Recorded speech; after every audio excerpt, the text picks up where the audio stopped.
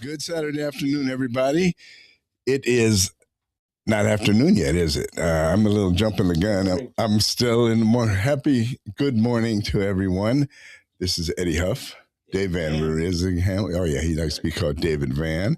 And I like to keep his mic off until I'm ready to let him in, hog the show. No, but anyway, it's good to be with you on this fine April morning. Boy, that was another storm last night. I guess it only came over probably the eastern side and south. I guess it went across Jinx, and a lot of lightning and thunder too there for a while. At least where I lived, there was. I'm here with two property and casualty insurance guys. They think about this stuff, right? Yeah, I know we do. Yeah. Oh, great. More hail claims. Please, Lord, lightning, thunder. We're good. No hail. No hail. Right, no hail. Hail is absolutely it's the worst. Yeah. The agent's bane. Hail on earth. Yeah. I mean, I've been fortunate. I've only probably had 5 in the last 5 years. One of them being my own roof. But I had my roof replaced last year. Did you? Yeah, same here. Yeah. So, but yeah, it is expensive. I mean, when you get a good hail, Dallas used to be where I used to be a claims adjuster. That was my first job out of college, and climbing roofs and checking roofs. But they would have these cat losses, but they would have literally fist-size hail. Yeah. This big, and it would just tear up these roofs all across Dallas. Texas does everything big, Yeah. But we'll talk insurance another time. Sure. Because I was wondering why our rates are so much higher even than Texas. You knew, I guess, that we're third highest in the country. Yes. And a lot of talk about that at the Capitol. Yeah. Yeah. Florida and Louisiana are the only two states ahead of us in rates. But I figured it out that we have 4 million people buying insurance or actually not even buying. We just have 400 in our population, where Texas has 33 million people. Mm-hmm. And if you have to spread between the 4 or the 32, they spread the risk a lot. They're different markets. Right. Texas is very large geographically. They've got some areas that don't have wind and hail, like San Antonio. There's some areas that they have the wind pool, like along the Gulf, that's insured by the wind pool, not by homeowners. It's just a different market than what we are. And so we have some of our main, population centers like Oklahoma City, right in the middle of a huge hail area, and Tulsa's had some hail. Mm-hmm. So it's it's hard to really compare, I think, but also it's good to note that all states have had increases in their insurance rates. It's not like only Oklahoma has. Kansas and Texas have had larger rates than we have the last couple of years.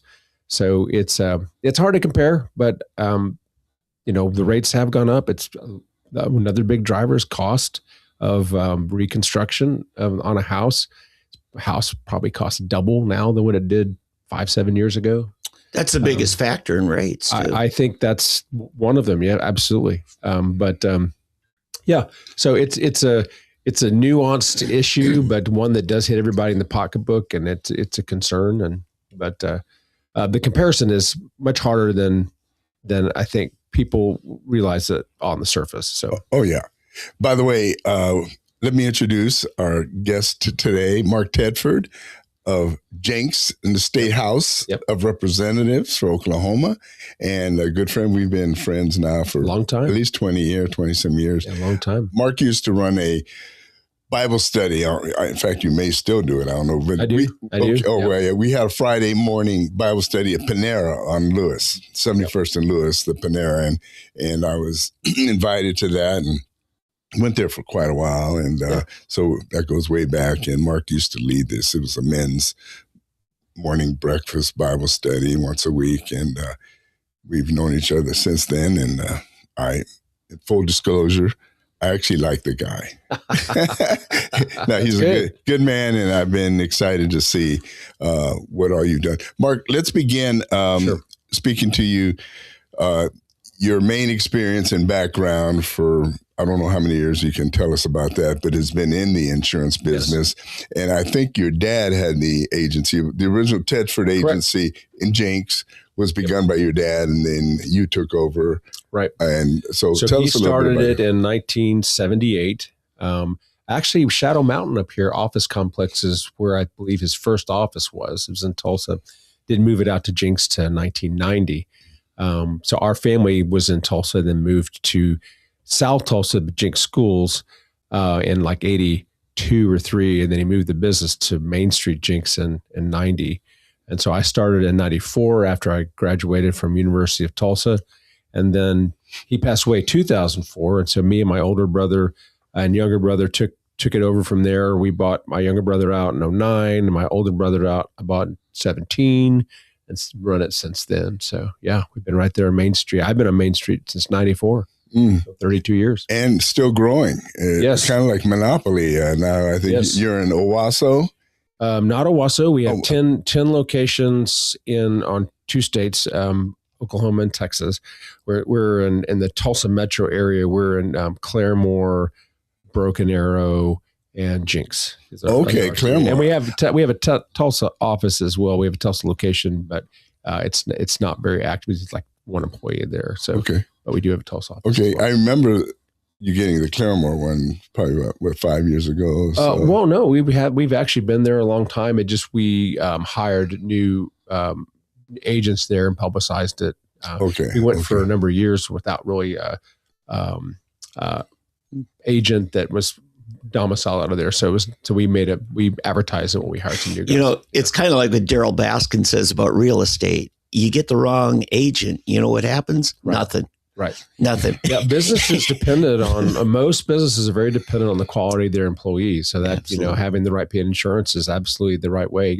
You have to have the right people. Insurance is hard to do. It's a hard industry to be in. And so, having quality people is essential. I thought for some reason, where did I get the information that you had an office in Owasso? I thought you had expanded to Owasso, but I guess not. I mean, we've looked at it a couple times. Okay. Again, it's dependent on the personnel. Right. If we had someone that we were looking at in Owasso, we would consider, but we haven't done that. So, and then you've been in the State House now for since 2022. Right. Yep. Right. So 4 years. And what led you to decide to run for political office? Right. So I was engaged politically well before I decided to run. So I believe that community leaders need to be, involved in the community, which I have been, also reinvest in the community, but also engage politically. I think that's very important. So I had been active in helping local candidates' campaigns with time and finances. And so Sheila Dills, who was my predecessor in House District 69, was someone that I had helped. And so she decided that she wanted to retire and start a restaurant.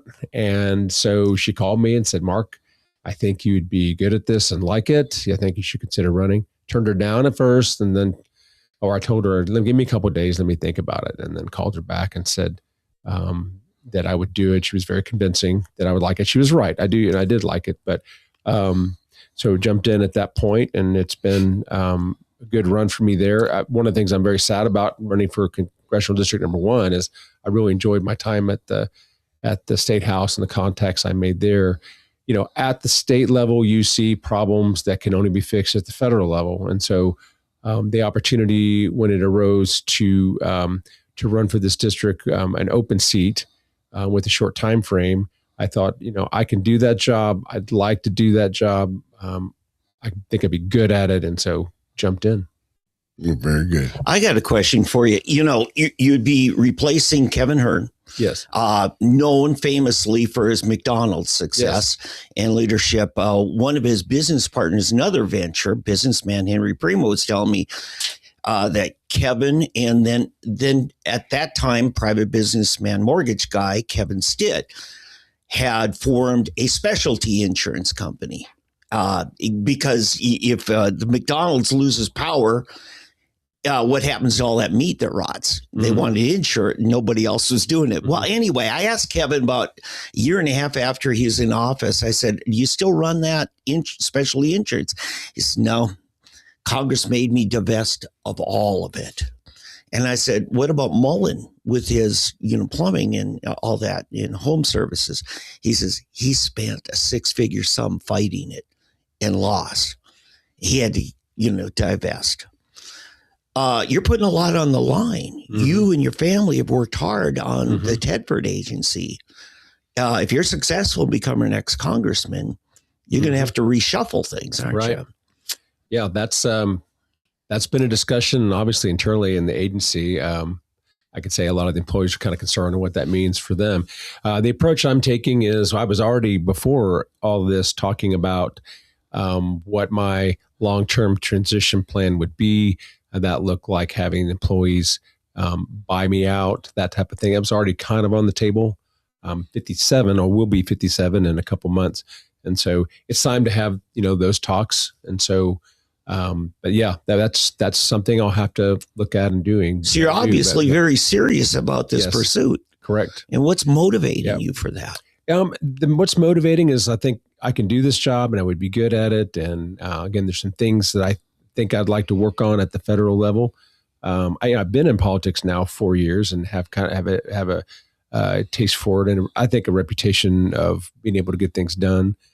So I want to take that to the federal level. And so I've already, been for the last 4 years, had somewhat of that transition. So, I've, been working there, 4 months a year, at the Capitol. I've lived at the Capitol while sessions going on. So it's not like it's a total foreign, probably less of a transition than Congressman Hearn had initially, because he went from directly to Congress. So I at least had that transition, the step being at the State House. So I have a little bit of an idea kind of how it would work and what it would mean. So what are some of the items and issues at the federal level that you really are chomping at the bits to be able to have input into?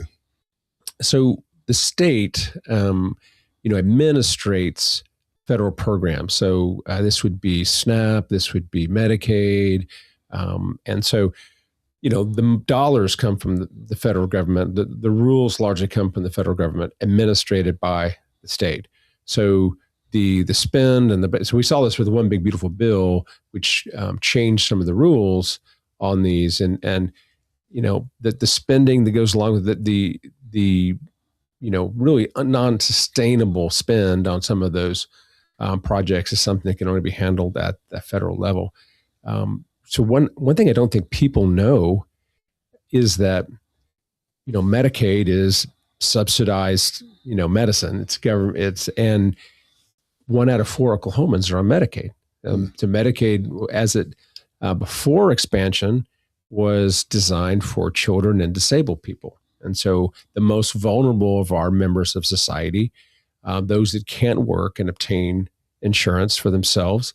And so Medicaid expansion now we find ourselves with, 25-year-olds, able-bodied males, on Medicaid. And they could be out working in the economy. This creates a cycle of government dependency. It's expensive. And it kind of creates a cash economy because they don't want to make enough money to push them over the top to, not get the Medicaid. The Medicaid benefits are richer than the private, benefits that most people have. There's no deductible with them. And so there's problems with that. I think Trump was correct to try to unwind some of it with the One Big Beautiful Bill. So we have 80 hours a month work requirements coming January 1, 2027. That will make some change. No, 80 hours a week. 80 hours a month. Okay, gotcha. Yeah. I'm sorry. Yeah. And so I think that'll help some. I think we could probably do more. You look at SNAP, which the state, administrates. Our SNAP error rate is about what the average is, 11%, which means 11% of people are getting the wrong benefit amount. Most of the time, that means they're getting more benefit than what they should get. Some states, Alaska had an error rate of 60% at one time. I think they're now down to 25. But this has been abused by the states. Again, I feel like the benefits are very rich. the ACA, Obamacare, which didn't work at all. And this is something I want to work on. We have in the state, 9% of our population is in the ACA. Mm-hmm. Before the extended subsidies expired, 97% of that 9% was government subsidized. And so the extended subsidies, would let people get government help up to like 700% of the poverty level. So Obamacare, the Affordable Care Act, it wasn't affordable. And the solution that we had at the federal level was to subsidize it, not to fix the costs. Part of the problem with the ACA, one of the features of it is it doesn't allow pre-existing conditions. So, and I don't think that there's an appetite to unwind that, but I think we could have at least a waiting period. I think now that's being abused, in my opinion, that people are buying Obamacare when they have need and then dropping it after. Yeah. I hear these stories, and I think if we had a waiting period, that would really help some of that. And again, it's really just to get people to not wait until they need it and then get a subscription. Right. The subscription's designed for it always being in place whether you need it or not, just like insurance. Right. And that's absolutely happening. Yeah. And nobody gets hail insurance on their roof the morning of the storm. Yeah. Yeah. Yeah. And that's what we've done for healthcare. Mm-hmm. It was designed for like everybody to buy. So you have, large pool, that type of thing. Of course, that didn't happen. So now it is, voluntary, participation in it. The subsidies, people will say, well, the subsidies have helped more people be insured. And that, while that's good, still it's 1/3 of our population in Oklahoma is on subsidized healthcare. This is an $800 billion spend nationally, roughly. And it's out of 1.8 trillion of annual deficit. So it's a big part of our budgetary issues, and I think needs to be worked on. The cost itself need to be worked on. Trump Care included some of that to deal with pharmaceutical cost. And so some of the ideas that he had there, I think, were good. I think Trump Care was based on the philosophy of people need to be thinking that they should pay for their health care. Like, I'm gonna pay for the health care, not somebody else is going to pay for health care. Health care is free, but give the money to the individual, let them buy the health care. They'll make better decisions than if they see the dollars and how much things cost, and they would if it's just somebody else bills, like the insurance company bills the government direct. So I think that's a good philosophy. It's a good start. But again, there's a big discussion, and it's not an easy thing to solve, and it's not something you can solve quickly, but we need to get there. Eddie, what we're seeing here is the mind of a businessman. Kevin Hearn shares the same skill set. He understands business and structuring. That's why McDonald's put him in leadership. Right. And I think we've seen, in fact, he put together a budget blueprint for 10 years to get us out of deficit spending, to balance the budget. Mm-hmm. And his colleagues said they've never seen a better product. But that's what happens when you bring a businessman who understands the numbers. And it's my hope that we can see that same kind of expertise coming out of CD1 here, the Tulsa's congressman. You look at what I worked on at the state level when it was, business related issues. It would be from insurance to business development to workforce, those type of things. And so it will continue at the federal level. Note that if you look at Trump's America First agenda, it's heavily economic driven. A lot of the issues are economic. I think he's right about reindustrializing.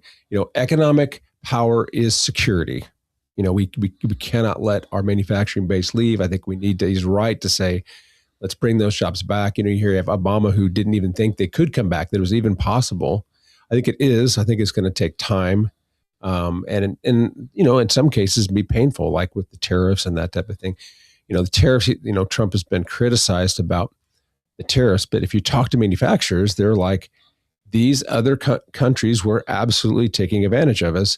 We can't compete with the way the current laws are. And this is not just China. This is Mexico. This is Canada, and so, so it's a real thing. And yes, it's painful and a process and it takes time, but I think it needs to happen. Sure.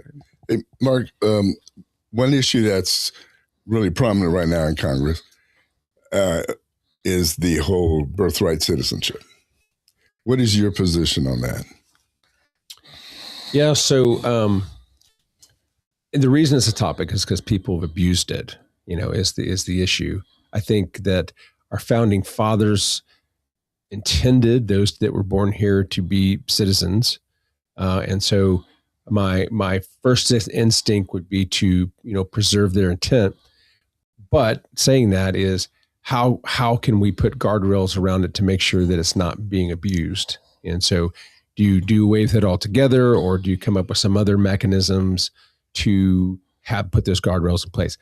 My approach would be more, let's see if we can put some guardrails in place and try to preserve what the founders intended. So that would be kind of my initial approach, to maybe not throw the baby out with the bathwater on some of that.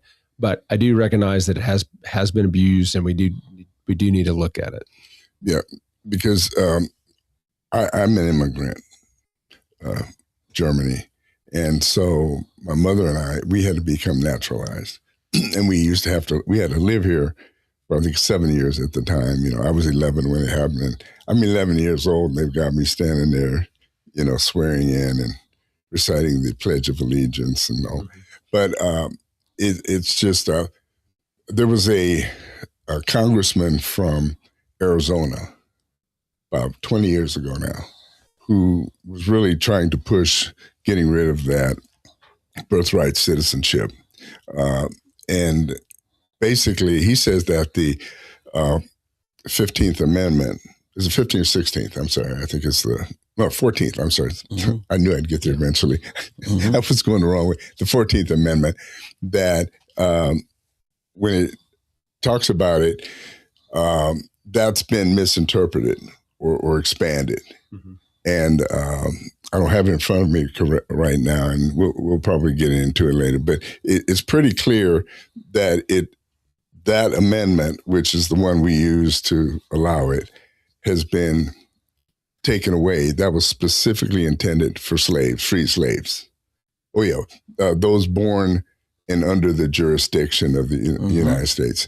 So the problem is when you have visitors coming, or illegal visitors, let's call them, and they're not really under the jurisdiction. They're still citizens of another country.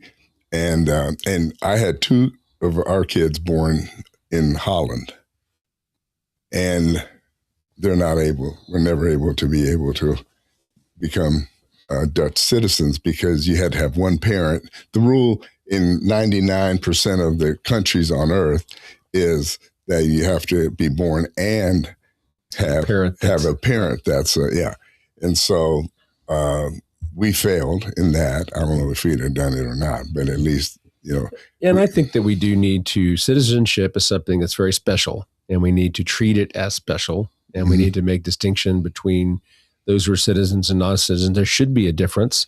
Citizens should have rights that are not available to non-citizens. That's just part of the deal everywhere in the world. So again, with the guardrails, you're right that other countries have guardrails. We need our citizens to love this country, to, be committed and loyal to the country and that type of thing. So it is a problem when, people are here and not maybe really, that supportive of who we are as a country, that type of thing. So yeah, I'm open to whatever guardrails we would need to get done on that. I got a question. The McGirt ruling affects this side of Oklahoma, right, significantly. The courts of jurisdiction for criminal punishment is different depending on what your ethnicity is here. Yet the 14th Amendment, Eddie mentioned, said that there must be equal protection of rights. And if I get punished by one set of laws, but my Muskogee or Cherokee friend here has a different set of laws and different set of sentencing guidelines, then we don't have equal protection. Mm-hmm. Where do you come down on the whole McGirt issue?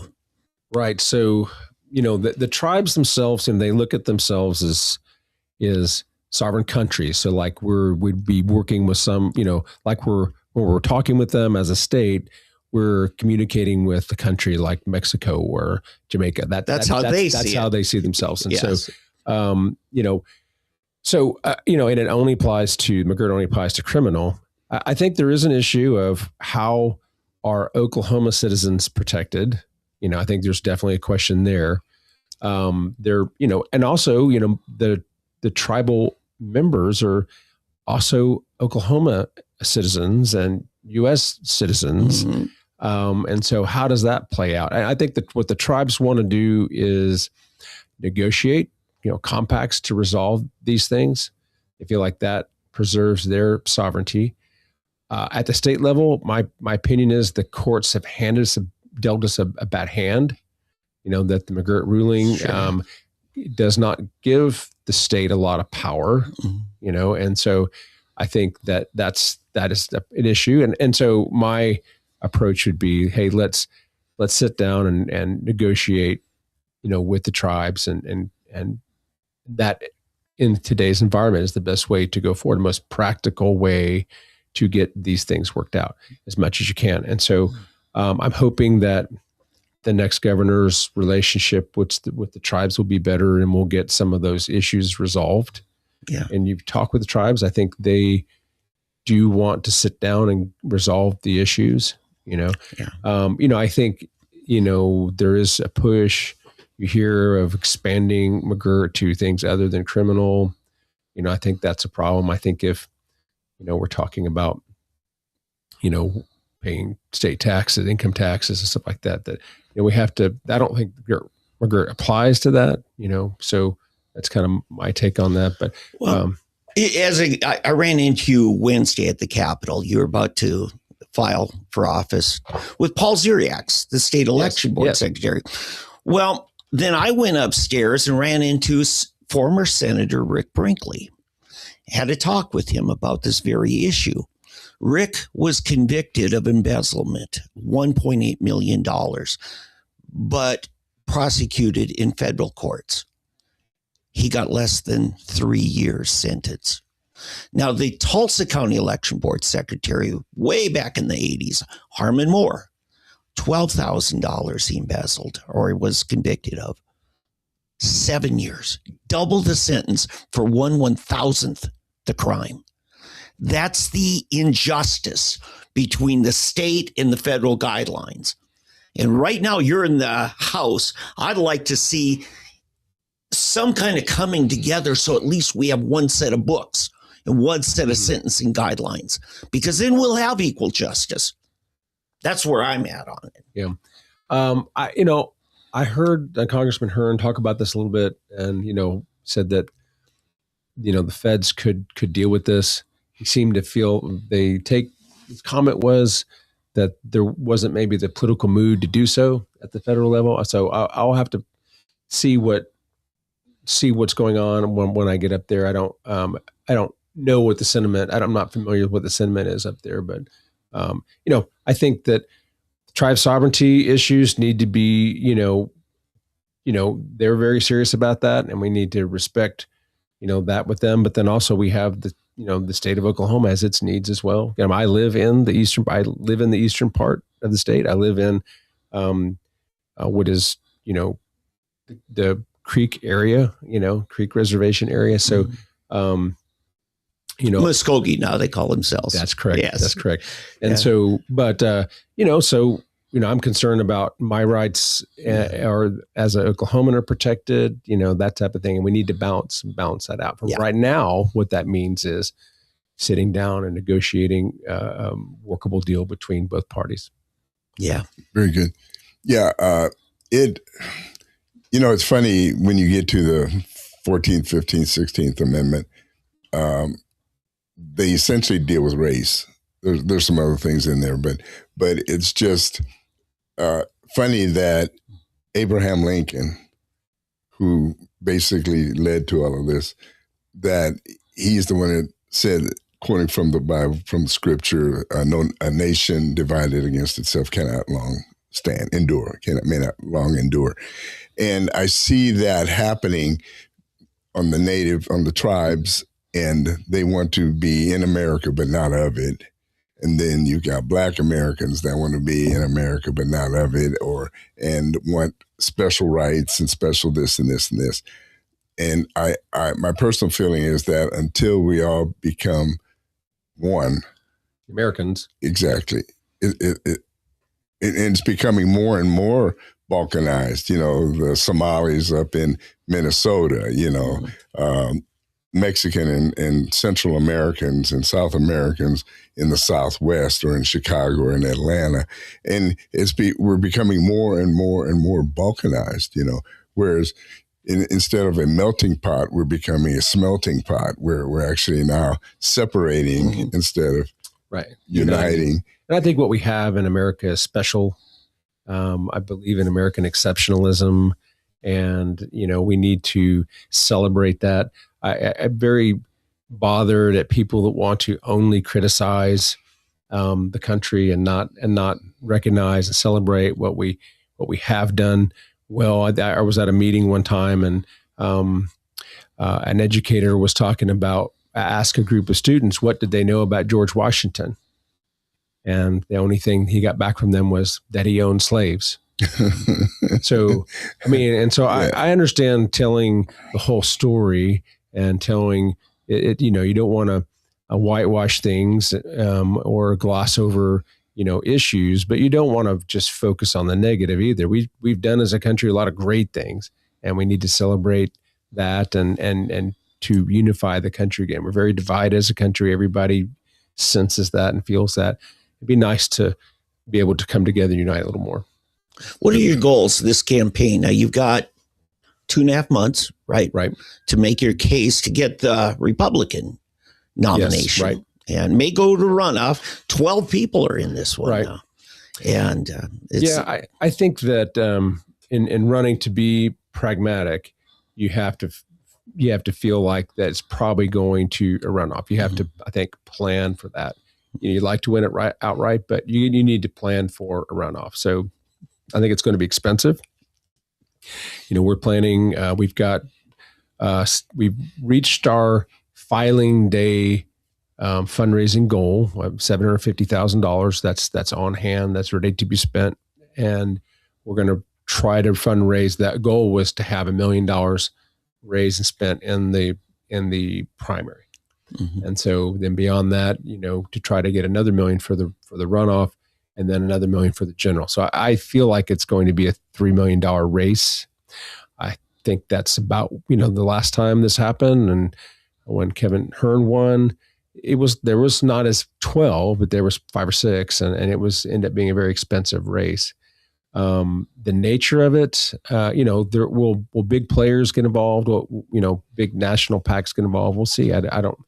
To me, as a safe Republican district in a contested primary, I don't see why national Republican money would involve itself, or the president would involve himself in the primary race. So that's our approach is that we're going to have to raise our own money, and we're going to have to assume that no one's going to get the Trump endorsement and go. And I went to DC this last Monday. I had these exact conversations with Trump staff and the NRCC, and that's what I got feedback from them is it's very, very unlikely that Trump will get involved in the primary. There's really no political advantage for him to do so.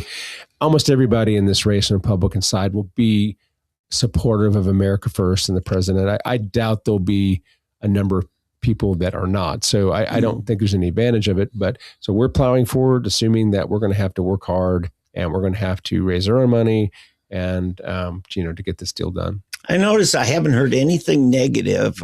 You're not attacking the other candidates in this. It just doesn't seem to be your style. There are too many to attack. Yeah, well, that's right. I mean, well, there are a couple of well-funded opponents. Right, yeah. right. There's a couple that will be able to fundraise, and we'll have, it's not really my style. I'd rather talk about to go on the attack. I'd rather talk about myself. Mm-hmm. And, sometimes you can get contrast just by talking about who you are. Yeah. I helped Eddie a couple of years ago with his campaign for city council. One of the things you notice is there's likely more PAC money, independent expenditures being spent than the campaign war chest, because you have significant limits on campaign donations. But PACs can dump as much as they want. Right. So you're going to see a lot of PAC money. Maybe, one opponent, they wouldn't to your face attack you, but one of their backers will come after you. Right. And so people are going to get a sense of things that might not be truly from the campaign. And there'll be PACs supporting you that are going to have some, educating about the opponent and where their weakness. Yeah. Right. I mean, there will be some PAC involvement, definitely. Mm-hmm. And so there will be some independent expenditure spent. I don't feel like I have a lot that opens myself up for criticism. I mean, I'll have some, there's only 2 candidates that have a voting record. And so invariably, people will scour through the voting record and try to find something to criticize. I don't feel like I have really any skeletons in my closet, but I have been in business for 33 years, and you don't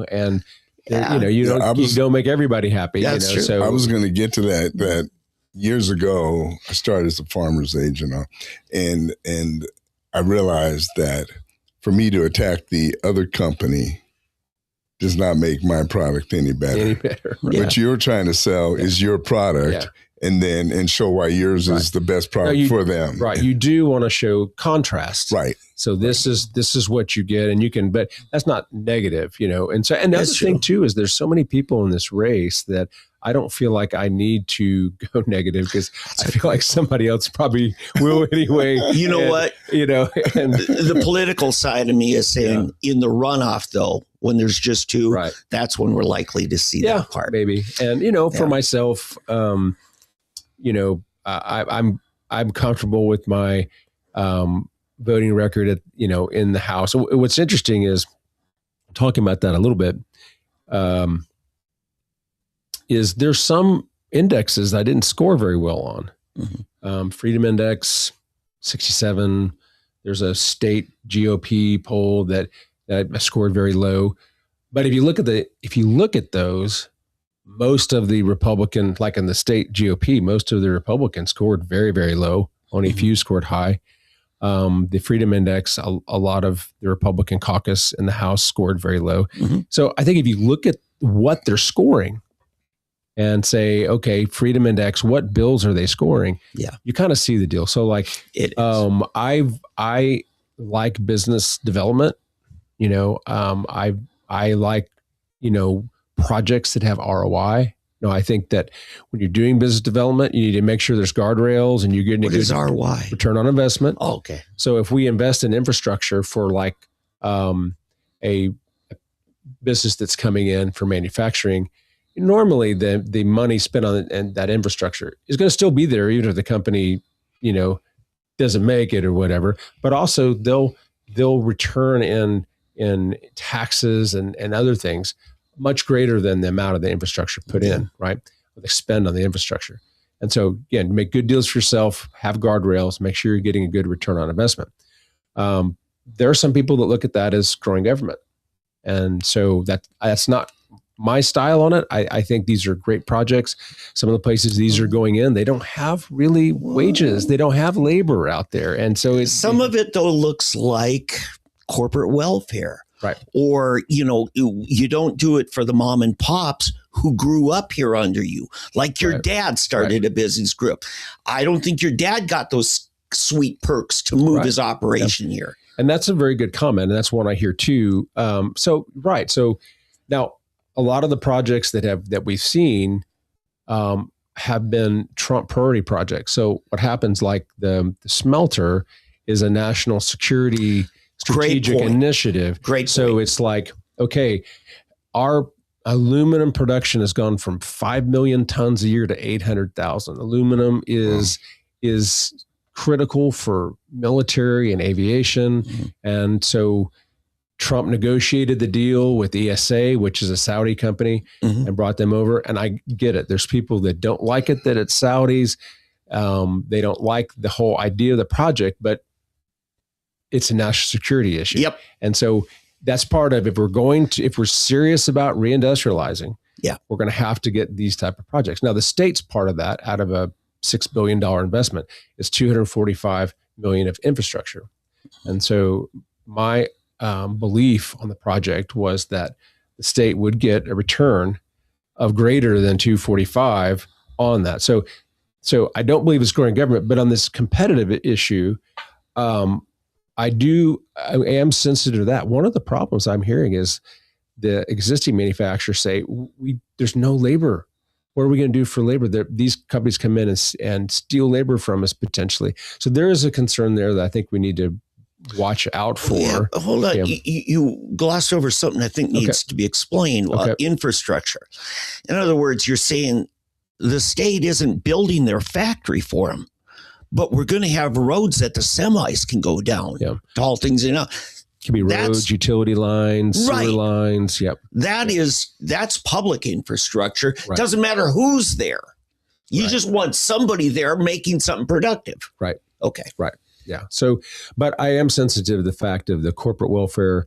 I mean, my take on that is that corporate welfare looks like, bailing someone out with the loan or giving them direct payments without any guardrails and that type of thing. Picking winners is a problem. That is, yeah. So I am sensitive to those type of things. But when you get, like, again, strategic initiative, something that's a strategic initiative that is not going to happen naturally anyway. I mean, that's the whole thing, is there's picking winners. There's like 1 or 2 smelters in the whole country. We're importing this aluminum now.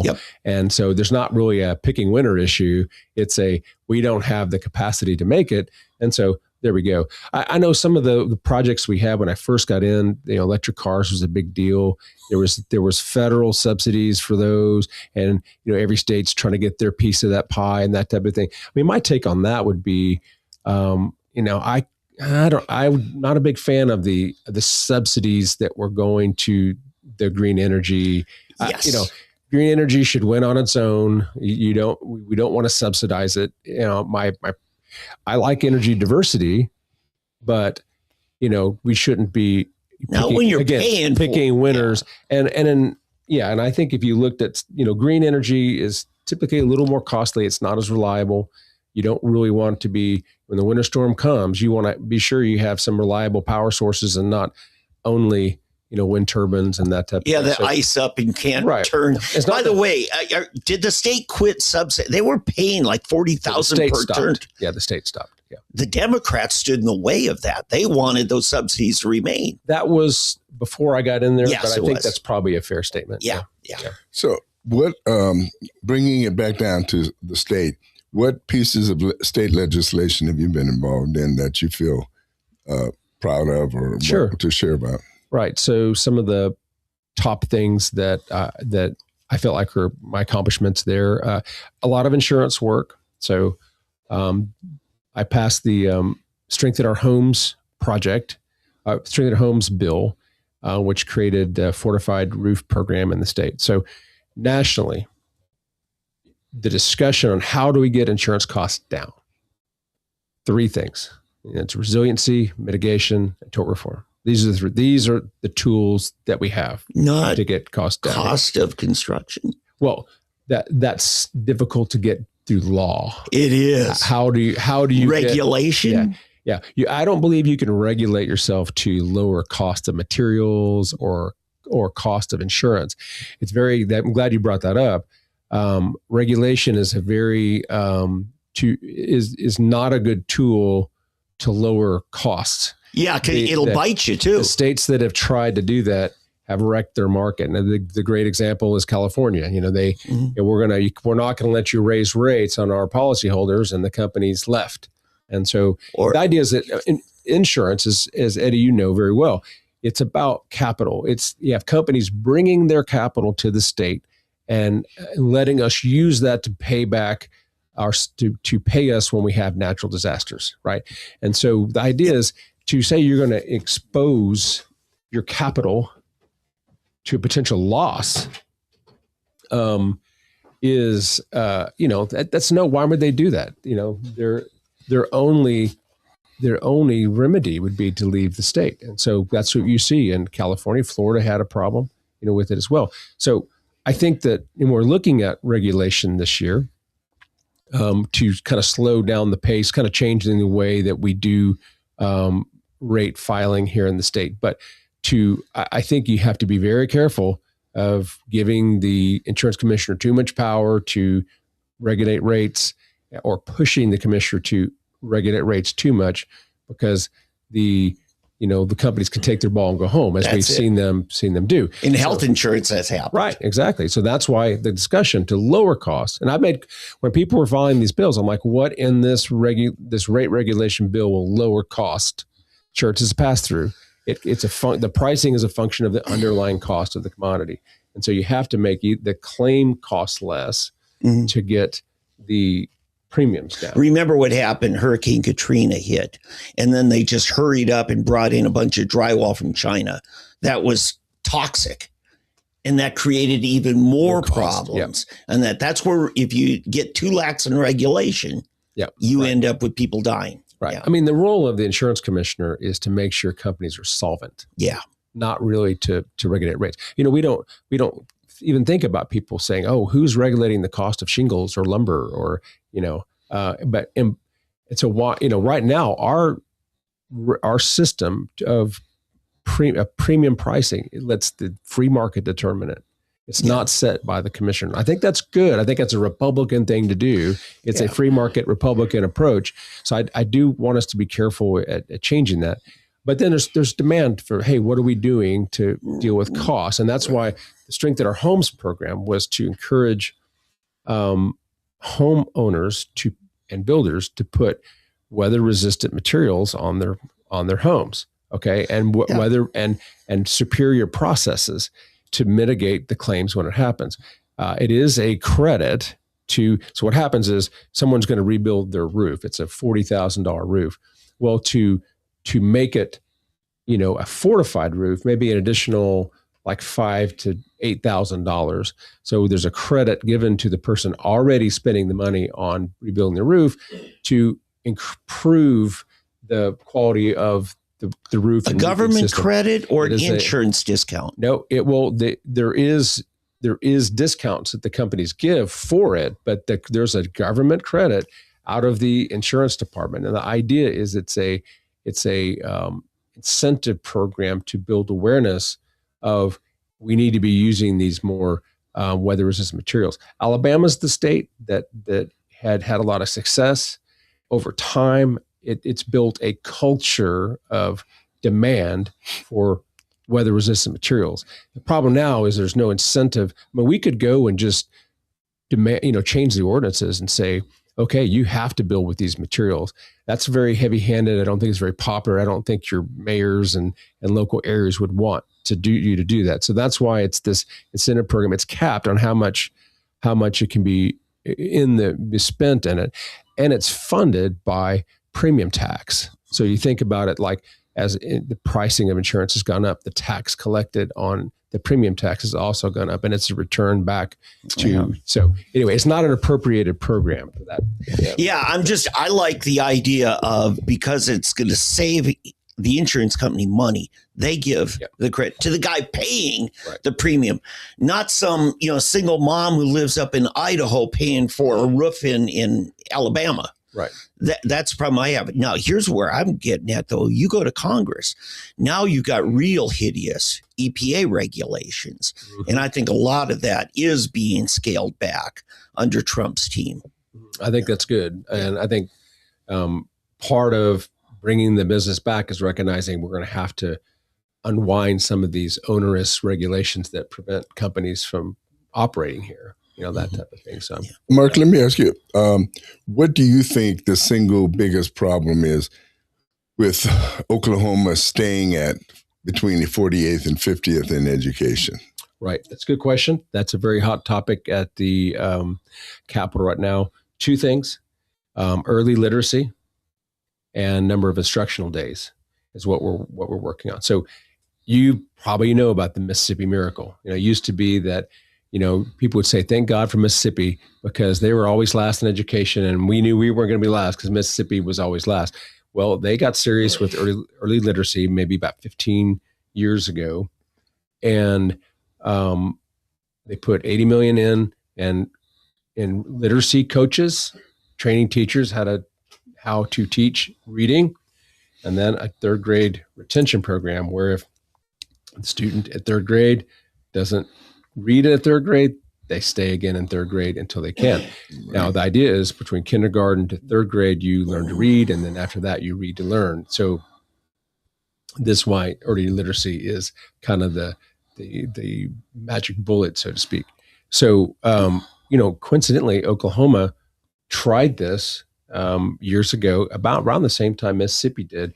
We didn't put the money in, and I think part of the problem was we were having budget shortfalls at the time, so it was a very difficult time to do this, to put money in, and then we kind of gave up on the retention. We had the wrong team over there at the education department. Yeah, too, when you say right, and I think too, like the idea on third grade retention, that's a really hard pill to swallow for the parents to retain. So you want to be sure it's not like the school, we're not going to test anything or check anything until they're third grade, and then we're going to whack the student of retaining. We need to be, when they're in first and second grade, checking their progress. So like if they're falling behind in first and second grade, that we're ringing the bell so that there's not a big surprise, when it gets to the third grade. So that's the number one thing. And the second thing is our number of instructional days. We have some of the lowest instructional days of any state. And and like 150, in some states are like 170, right? Yeah. And so it's a bad look when you're very low in education and you have the lowest instructional days. That doesn't look very good. Yeah. Now, I think what's happening is in a demand for teachers that the number of instructional days was used as a recruiting device by the district. So say, hey, come over to us. We have less instructional days, and the virtual classroom was also a device used for recruiting. Hey, you can work from your home virtually, and you don't have to come in, or 4-day work week. So there were some things that the school districts were using to recruit, which I understand the need, but we need to review the impact to the students and learning for these techniques. And I think that the instructional days needed to go up. Now, the other issue is my comments to the appropriations team at the House was, we can't do this and not increase the spend. Otherwise it's an unfunded mandate in a way. Now, there's a note that when we lowered the instructional days or allowed them to be lower, we didn't necessarily, take back money at the time. So, but I think that's you saw the budget just came out. We are doing a $2,000 a year spend. It's about $80 million spend. I feel good that we're doing that. But I think there needs to be extra money that goes with it. It goes good if you do both at the same time. Yeah, because when we were there Wednesday, the conclave met, the white smoke went up. We have a budget. Yeah. And to address something like what Mississippi was successful at, what did you see in that budget that says, okay, we can make this happen? Right. So they did commit the spend in excess of $80 million for the literacy coaches. So they're funding it, which is good. Yeah. And so I feel like if you just put the retention in without the funding, without the literacy coaches, you're going to tee people up for failure. You're going to have a lot of students not making the cut and have to retain. It's going to be ugly. And so the goal was to get a high percentage, passing on out of third grade. And that's what the importance of the literacy coaches are. I think the education community understands it too. And they were like, look, if we can get the funding, if we can get the help, then we're supportive of it. There was concern of the education community, but I think it was general support. I think they understand too that we need to get our academic performance. Well, we're giving them help. Yeah, and then we're giving them help. My issue is this. Okay, I understand totally what we're trying to do, but my question is, why do we need to do that? In other words, all three of us went to school. There were 38 kids in my kindergarten class. There were no literacy coaches. Yeah, there was one teacher. Yet somehow, miraculously, I learned to read. And so now, oh no, they have to have literacy codes. They have to have this. They have to have, all of these new, what would you call it, gimmicks, kind of in a way, and an $80 million gimmick in this. I hate to use the word gimmick, but this is supposed to be the panacea for this whole deal to take care of everything, Whereas I think the real problem is our university educational system training teachers. And a lot of it as well is, and we've talked about this many times on this show, there's too much focus on the teacher's needs versus the kids' needs. Sure. So we've reversed it. Point well taken. Yep.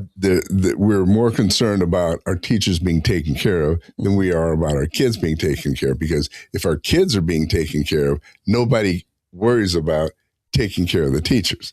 I much more quickly want to give teachers raises when we know the teachers are doing a good job. Right. But if you're just looking for a job and you want to be paid $50,000 a year to show up from 8 to 3 in the afternoon, and you really don't care about the kids, you're not doing a good job. Right. It's like we're afraid of, and of course it's the teachers' unions that have a lot to do with this. They control so much, too much, and instead of saying, if you don't teach, if your classrooms are below, let's say all three of us are teachers, okay, and you two, your kids are passing on, they're doing great on their exams and all, but mine are not, there's obviously a problem.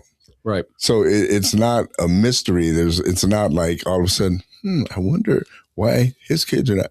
It's because I'm a horrible teacher. Is there merit pay in this formula for education? That just came out on the portal. I don't know. I need to look into it. I don't think so. I think it's just a 2,000 across the board. I mean, the point's well taken. So what levers can the legislature throw?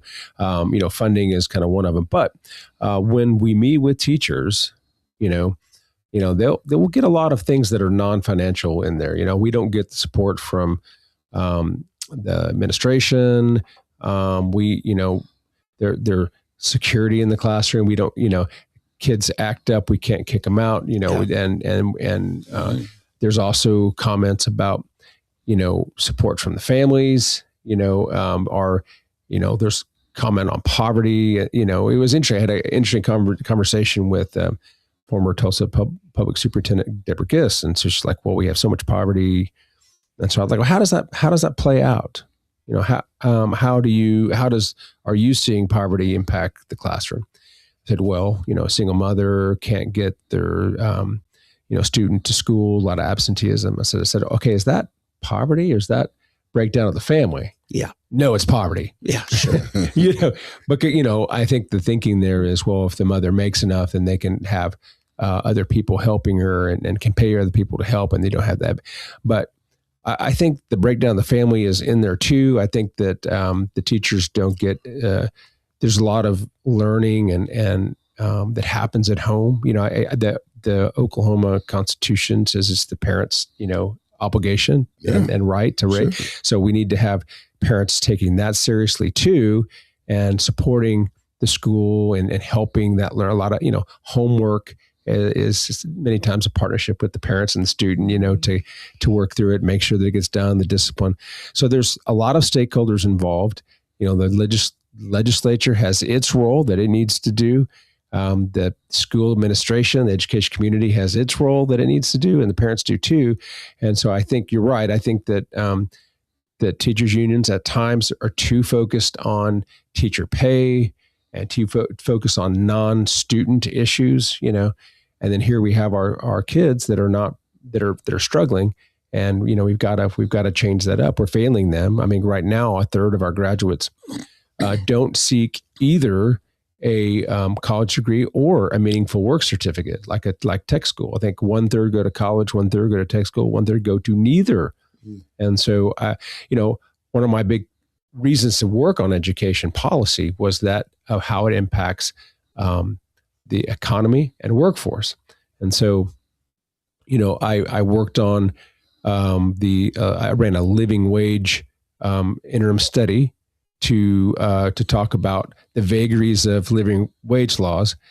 And the comment I made, and from looking at some of the data, is skilled labor easily finds a job and easily makes living wage. It's not even a question. Mm-hmm. Like I said before, the manufacturers are begging for more labor. Mm-hmm. That's skilled labor, right? Mm-hmm. And so unskilled labor struggles at finding a job, struggles at making living wage. And if you change that up where like you demand a living wage, then they'll actually struggle more in finding jobs because they can't command the wage because they don't have any skills. How do they build the skills? Mm-hmm. And so I think that's my biggest concern on our educational system. If we're graduating a third of our students and they don't have a career pathway, they're not seeking tech, fine, you don't want to go to college, that's fine. We need more trade skills. And so I think that's part of the problem.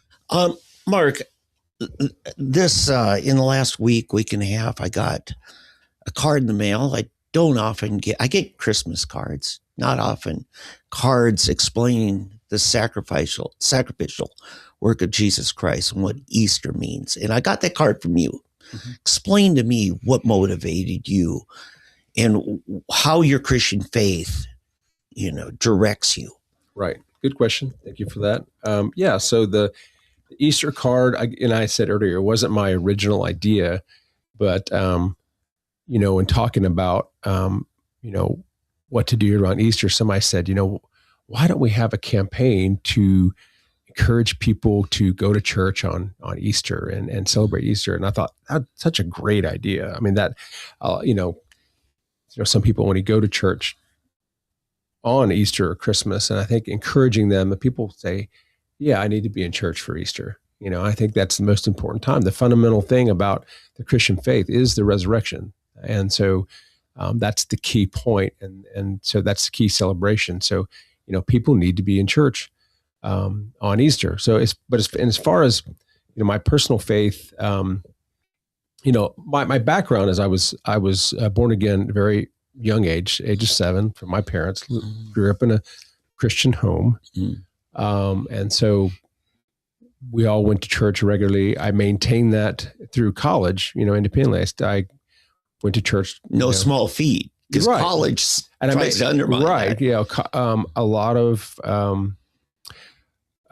college students stop going to church independently on their own when they go to college, without the family, pattern of the family going, without that reinforcement. Sometimes they don't, but I did.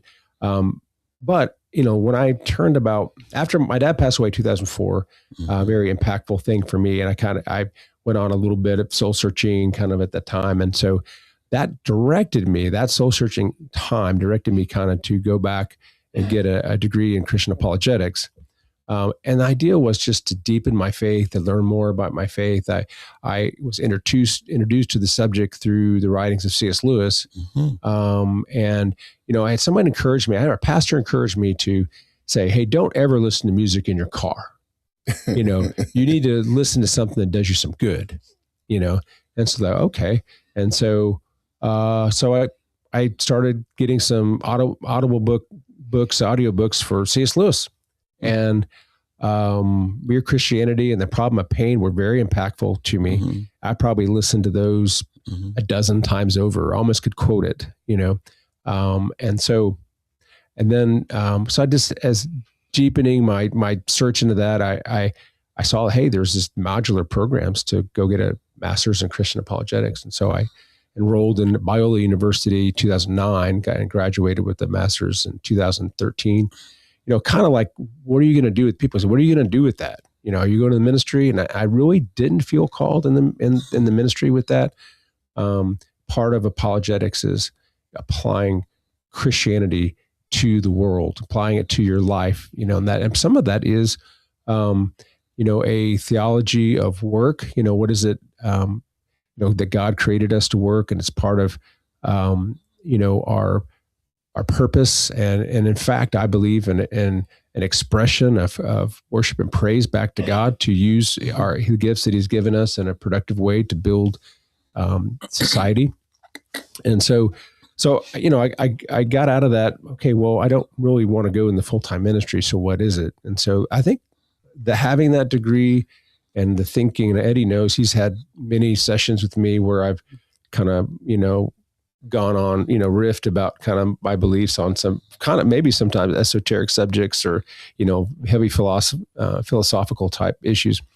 And I think this is what part of what made me decide to get into politics, is that I feel like I could use some of those skills, both the balance of business skills and where you build like speaking skills, negotiation skills, understanding of business, how to manage people, and then also with the theological and philosophical background of the Christian apologetics. I felt like it was a good combination and one that would be useful and be good. And I think it has been. So you started a Bible study. Yeah. Eddie started going, well, in my mind, that's more pure ministry than if you're getting cut a paycheck for it. Right. No, I think you're right. Yeah. I think you're right. And, at that time, I think when we were meeting, it was, I think, probably part of the time when I was either going through that journey or actually in the program. And so I wanted to find kind of natural ways to talk about what you need an outlet. Yeah, I needed an outlet. Hey, here's what we talked about. Here's what I read this last week. And so I think it's kind of natural. Those were fun times. Yeah. At the First Panera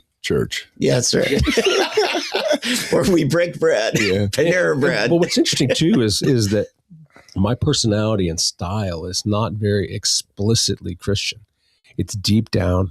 It's embedded in what I think and do, but it's not very explicit. And I really believe if one of the impactful things in the Bible was Paul's message at the Areopagus to the Greeks. When Paul would go to teach at a synagogue, he would open the Torah and show that Jesus was Christ. Okay, explicitly using the Torah.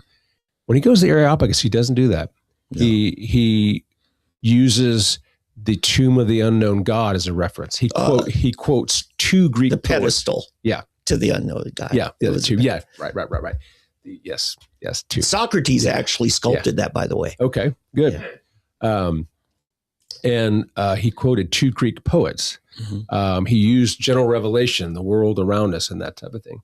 Now, he didn't capitulate in his message. He knew the Greeks didn't like resurrection. He still mentioned the resurrection, which kind of ended the discussion at the time. And then later he wrote 1 Corinthians 15 to Greeks, a Greek audience, making an apologetic, if you will, for the resurrection. So, but for me, it's like, I think that in public, I'm more likely to,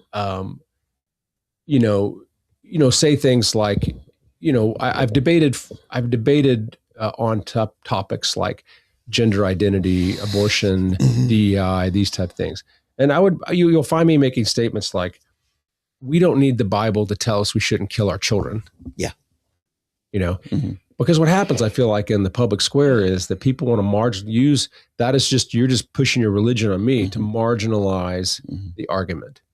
And I feel like that we need to get to the core of it. What's, again, the general revelation. I don't need a specific Bible quoted to know we don't kill our children, and I feel like it leaves them with very little room and space it takes away that tool they would have otherwise used, and so that's how you'll see me work. Sometimes that comes across maybe as I'm not as, conservative, or I'm not as, that type of thing. And it's not true.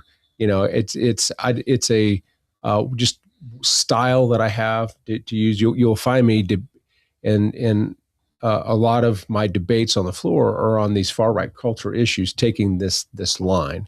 And so, but that just again got just and it's influenced by Paul's work on the, on the area. One of my professors at Bible college said it well. I don't care how high you can jump. I want to know how straight can you walk. Right. And I think you're about walking straight. Yeah. Right. Yeah. Well, there it is. The Reverend Representative Mark Tedford. At the Holy Church of Panera Bread. Yeah. Where we have Bible study every week. Yeah. So, except when we're in session, right? Yeah. Mark, hey, thank you so much for taking the time to come by here, and always good luck. And I'll support you however we can, and we hope we get enough others to see a new representative. By the way, do you have a job for me up there? No, I would not move to DC. Well, he'll handle all your Medicare customers. That's right. Yeah, that's there right. you go. There you go. Yeah, that's it. Thank you. Yeah. We'll go in here and sign the agreement. And he's the new owner of Tedford Agency. The great head. No, I don't need that. No, I don't need that headache. I'm teasing. No, hey, Mark, thank you again so much for coming in. And good luck and God bless, okay? After the break, we have Jamie Fowler talking the school board elections. There we go.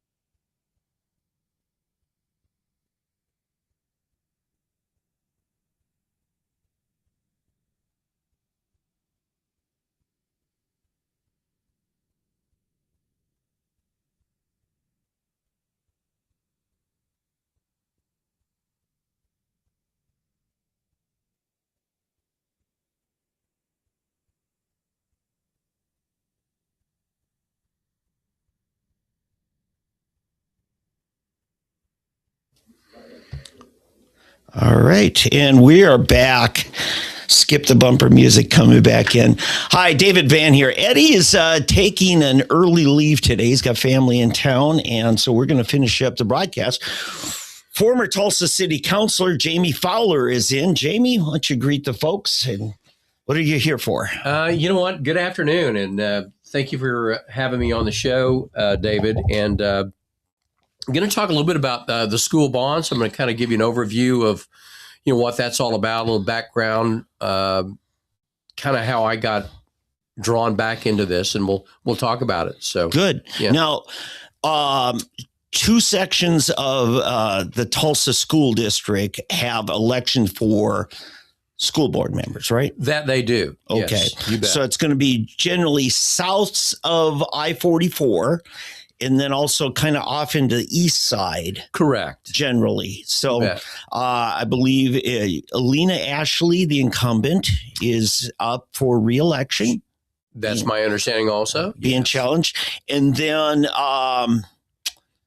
we've got Michael Phillips, a longtime Republican leader and career Tulsa public school teacher, is challenging the current school board president, Lampkin. Yeah. Okay. Yeah. You want to talk about the races? You know what? I'll kind of give you my 2 cents. I just think that Elena has been a real driver for being open as far as the district. She has championed the misspending and wanting to get some accountability on that. And I think that's very, very important. So I think she's in the right place right there. Yeah, we've had a culture of go along, get along, groupthink. And it's gone too far. And Alina kind of bucked that, didn't she? She really has. And she's been I think in a very thoughtful way, very outspoken. She has not been combative or ugly or anything of that nature, but she has really, really asked for transparency on the spending, the misspending, and for a good long while, kind of the direction of TPS, the culture, DEI, and a number of other things. And she really put her foot down on it. I know we're going to get into monetary issues in this segment, but generally, what is the annual budget of the school district? You know what? It's going to be. I have not really done a deep dive on the budget itself. Fairly conversant, have a good grasp of the bond, but let's put it this way: it's Tulsa's largest employer. Okay.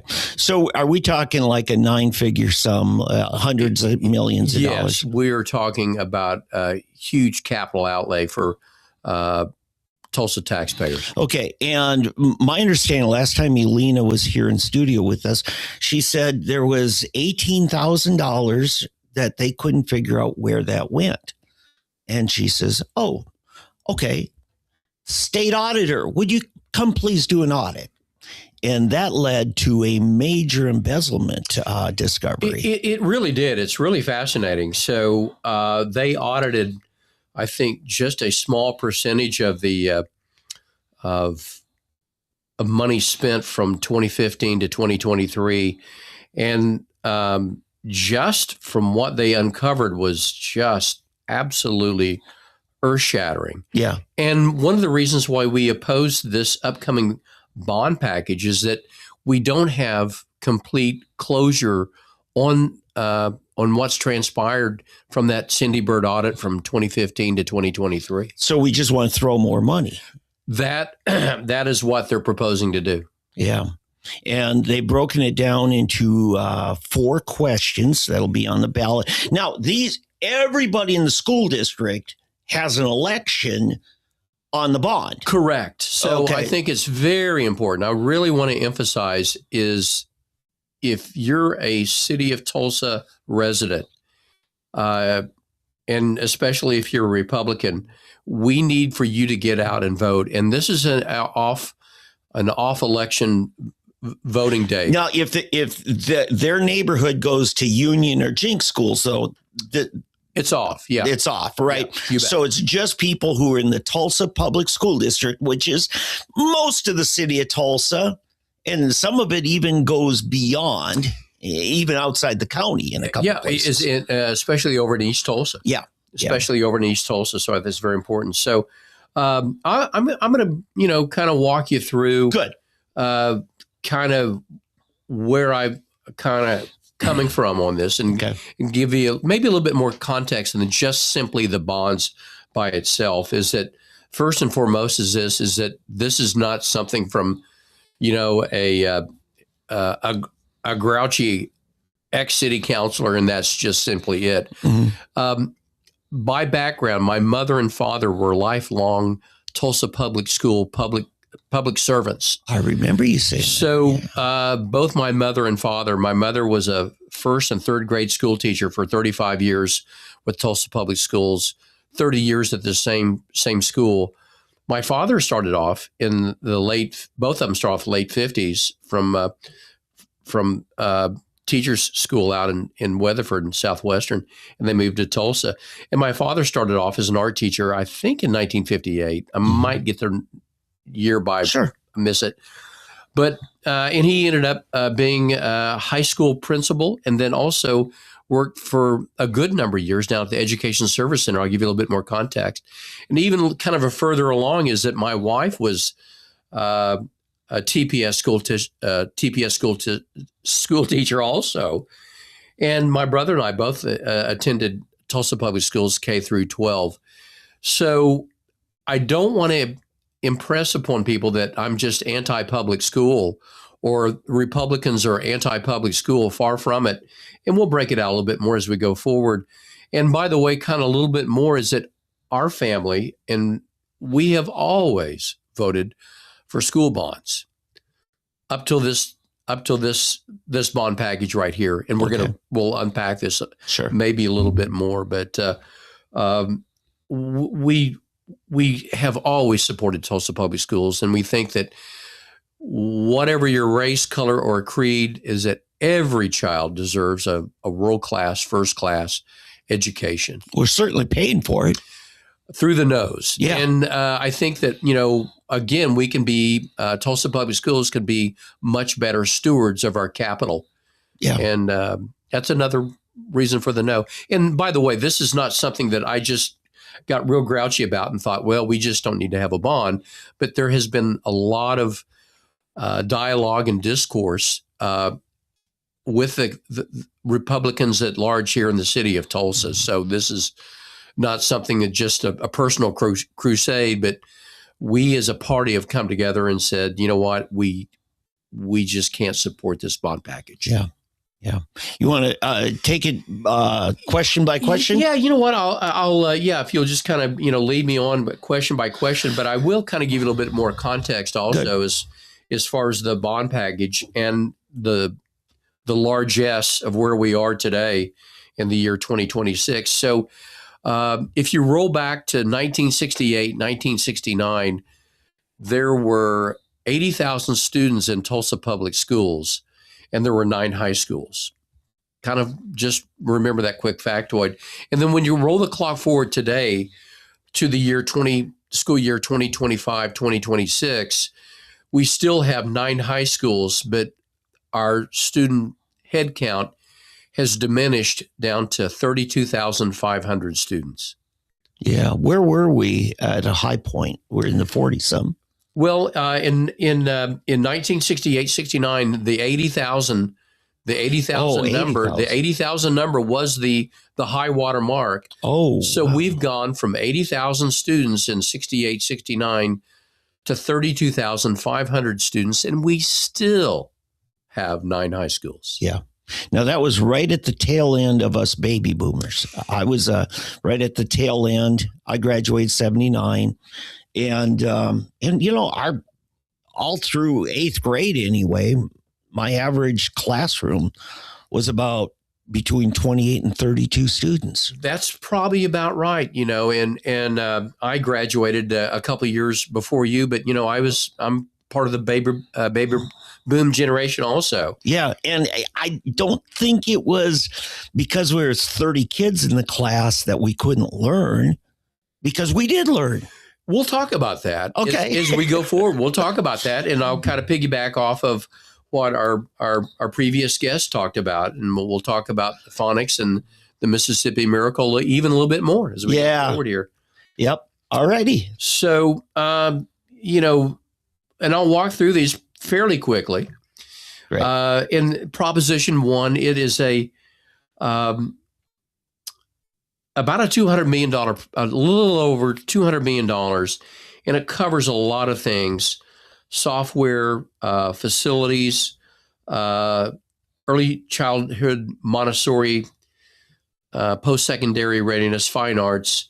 I'm going to pull out one of these. I'm not going to argue every ball and strike on every one of these proposals, but I'll pick out a couple of glaring items in each of these. And one would be in Proposition 1 would be funding for athletics and equipping and remodeling facilities.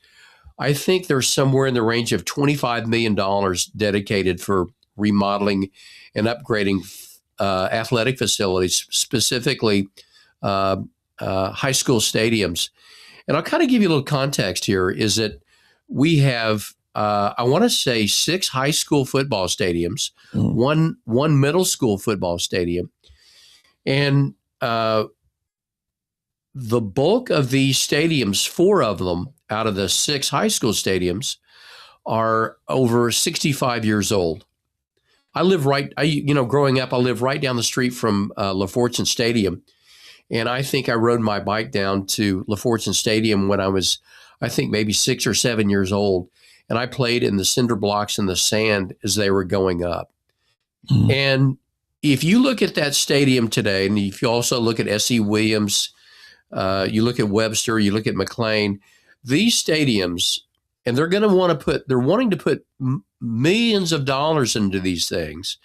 Let me just go ahead and just get it out there and say, you know what?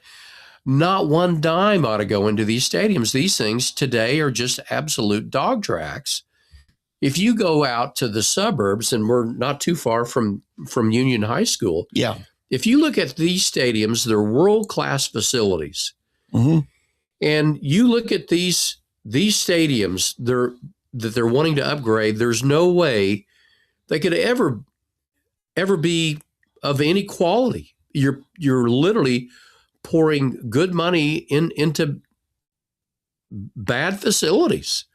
And we'll talk about a little bit more about this. I mean, you've got Carver Stadium and then Carver Middle School over in North Tulsa. It's a 100-year-old facility, both the school and the football stadium.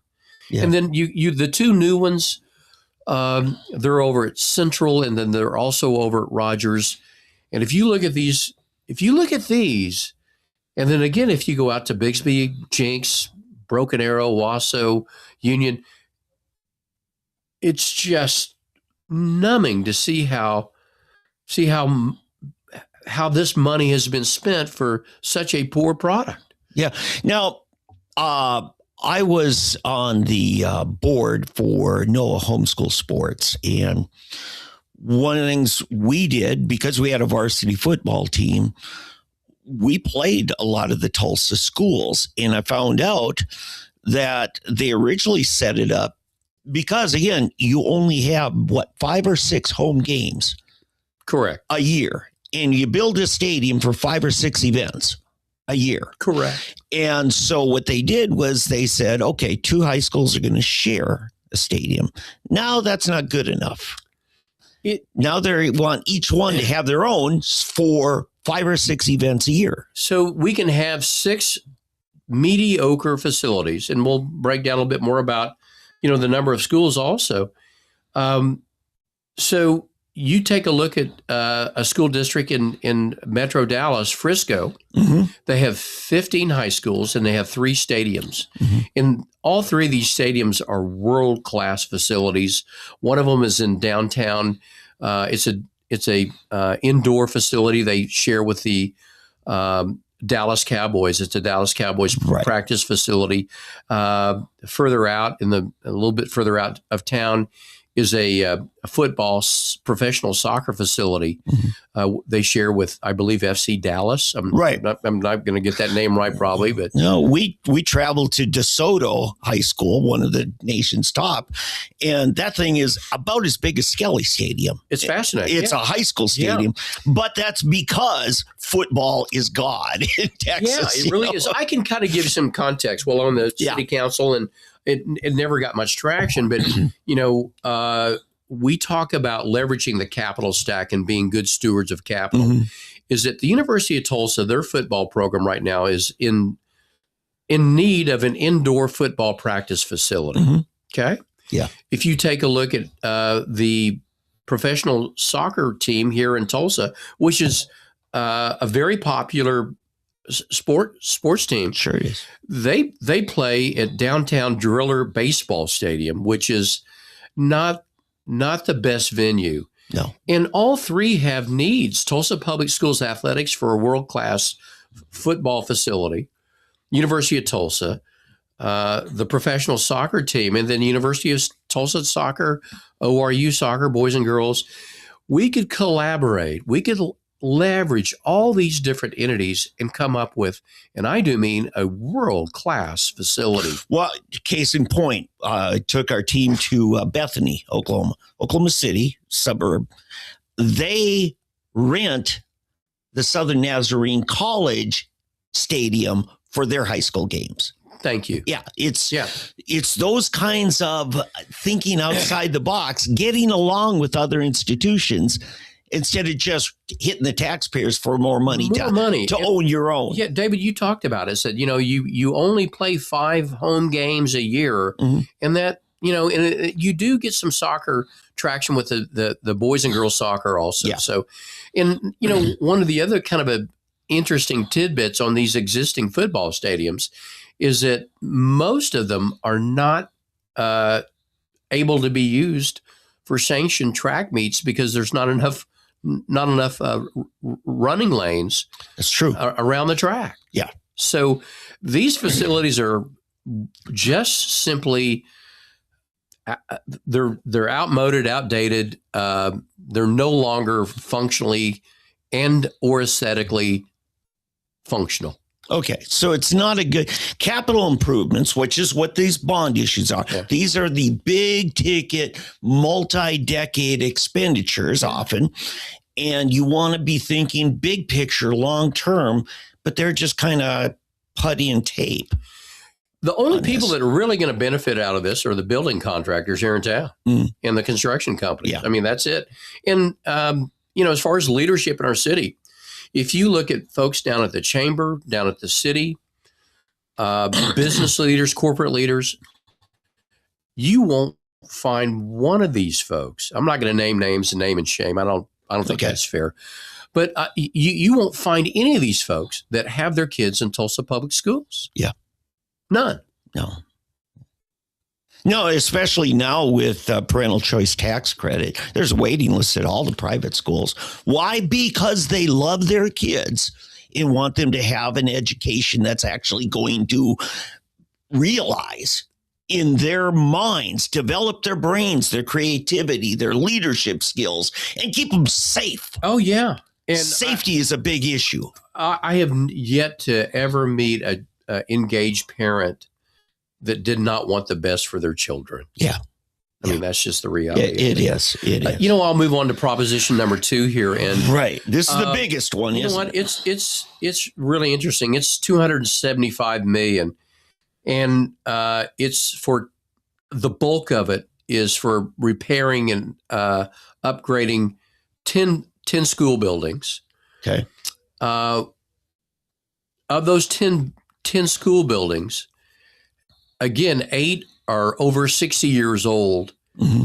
And one building is, as I mentioned, Carver is 100 years old. I had no idea. Kendall Whittier is the one school that it's nice, it's new, it's fresh, and it deserves as much TLC as we can give them. But One of these schools is Marshall Elementary, and I think that was built in the mid-50s. My father was an art teacher there in 1958, and up the street, maybe a quarter of a mile away, you've got McClure Elementary. Mm-hmm. Both of those schools could be combined, quite frankly, in a 4-acre site that sits right in between the two of them. Mm-hmm. And McClure was built, I want to say, somewhere in the range of, say, 63, 64. Yeah. Again, another 60-year-old facility. TPS has 45 elementary schools, and I want to say somewhere in the range of 15 to 25% of those schools are below 50% occupancy. Mm-hmm. We have way too many elementary schools, and we also have way too many high schools also. Yeah. And all those high schools need to be, quite frankly, they need to be right-sized. Well, you're talking my neighborhood now. You talk Marshall and McClure. I live over there by Metro Christian, which is kind of nestled between the two of them. The problem with the brilliant leadership of the last decade is when they did consolidation, you had these kids who live in Fairmont Terrace, or now it's renamed, but it'll always be Fairmont Terrace to me.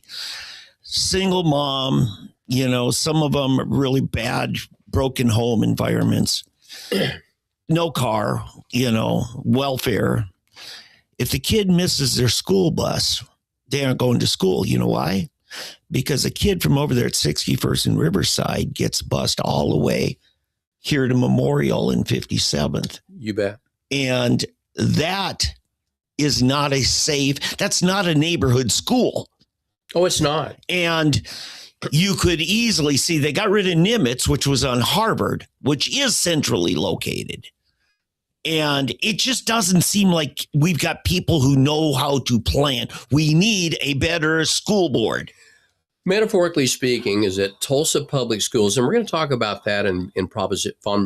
We'll unpack it a little bit more in bond proposition number 4. Okay. But Tulsa Public Schools engages, again, metaphorically speaking, engages in one of the biggest prisoner of war exchanges in the United States every school day. Is that Tulsa Public Schools has spent millions and millions of dollars hollowing out and stripping out the vibrancy of our neighborhoods by you have a small group of kids that are bused to vibrant magnet schools, and then their parents, affluent parents, drive them also. And then you have a lot of these kids from lower income families that are trapped in these declining neighborhood schools. That's gone on for decades. Yeah. Gone on for decades. Yeah. Where are we? Let's go. Okay. We've talked about a little bit about bond package number 2. Now that is a huge chunk of it. Yeah. That is of the, what was it? 600 million? No, the total package is 600 million. And almost 300 million is on worn out facilities. We're not building, we're not consolidating. Now, here's the other thing. And who was it? About 15, 20 years ago, then superintendent did a consolidation. So Keith Ballard. Thank you. So Keith Ballard, by the way, and just again, a little bit more context here, is that, and I do want to say, for decades, TPS had such a low self-esteem, they didn't even come to voters with any bond packages for such a long time because it was such a poor subject. And then also and I experienced this here at the city, down at City Hall also, is that Tulsa just had this really rough spot for such a long time. I would say starting in the mid 80s up till probably the mid 90s, where we finally passed one in 96. Yeah. Okay. Yeah. So many years had gone by before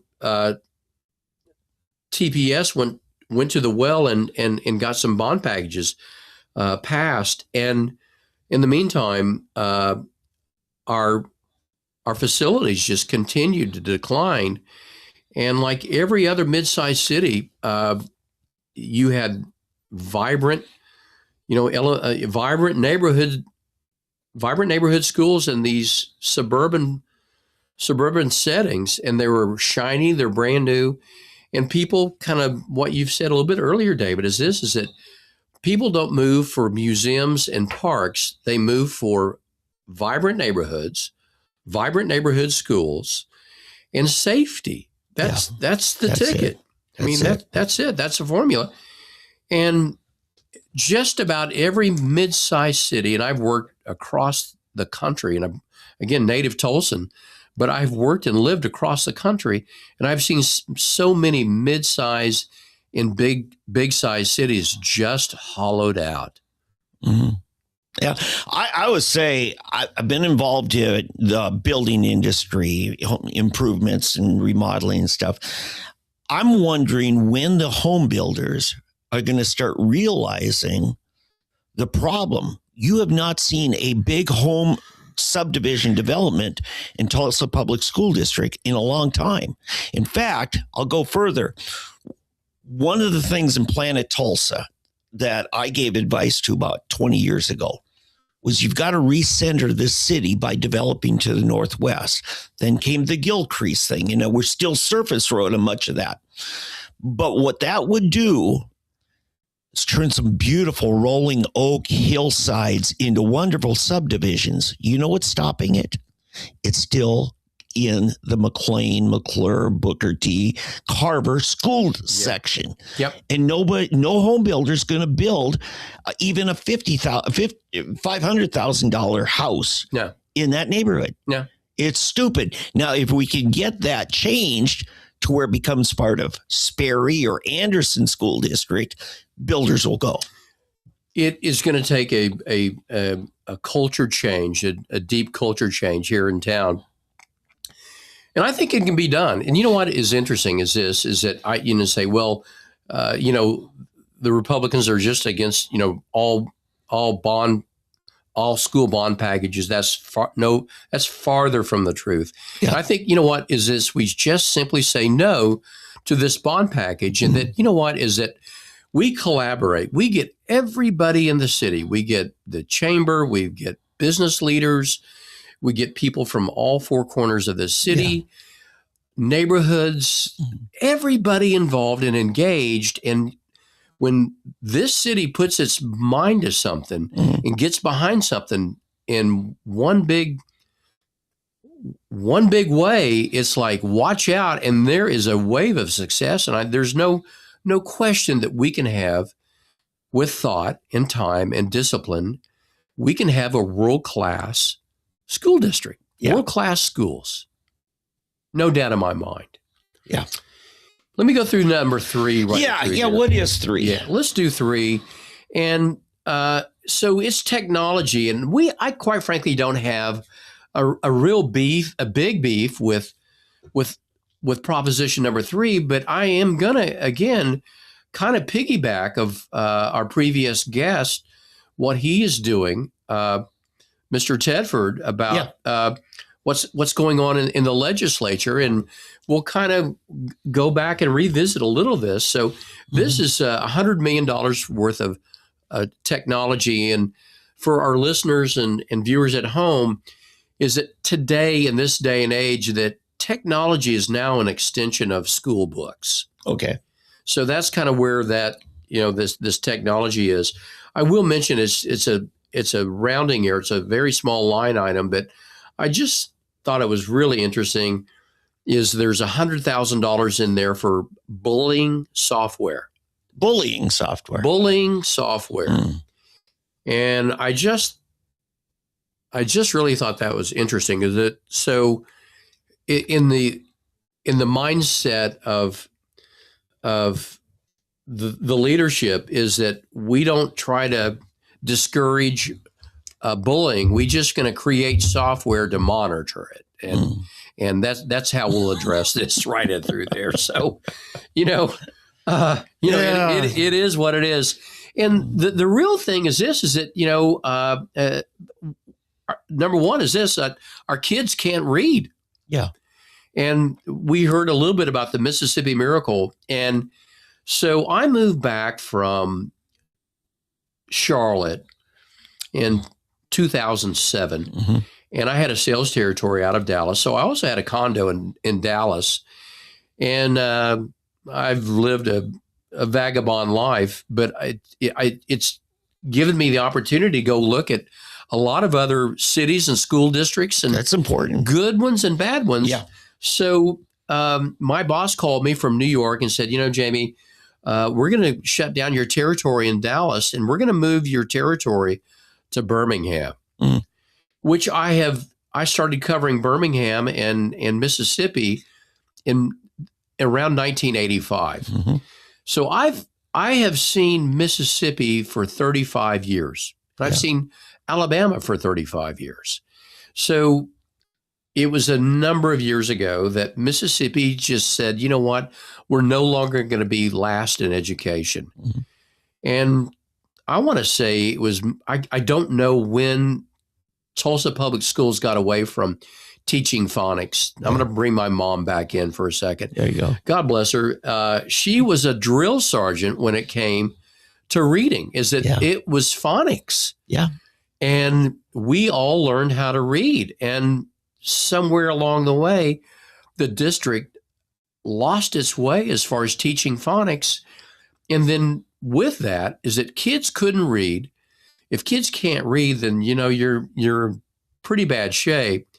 And then one of the other things they've started doing years ago, and my wife really complained to me about it over the dinner table, is that, the marching orders in the neighborhood, the chronically failing neighborhood schools were, it's okay to pass little Sally or Timmy on to the next grade level. Yeah. It doesn't matter. And it's the phenomenon of what we call social promotion. Yeah. That didn't exist when you and I were in fourth grade. And we were held back. Absolutely. And it was a bit of a stigma, quite frankly. It was tough love, though. And what they found out down in Mississippi was is that, you know what, if the oldest is held back and the oldest child in the family is held back, is that, the kids coming in behind them, they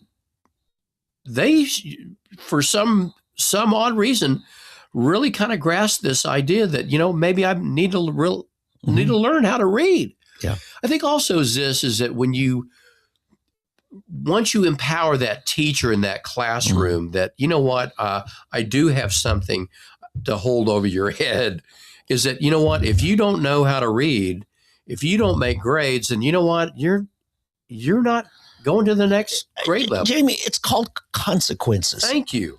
And if you get rid of consequences, it should be no small wonder that you no longer have discipline. Correct. I mean, it really is. So I think that, we've got to bring that back. I also want to mention VOTEC. Yeah. And Mr. Tedford talked about, about a third of the students were college bound. A third just really had no preparation. And a third somehow along the way, maybe stumbled in some type of professional vocational education of some sort.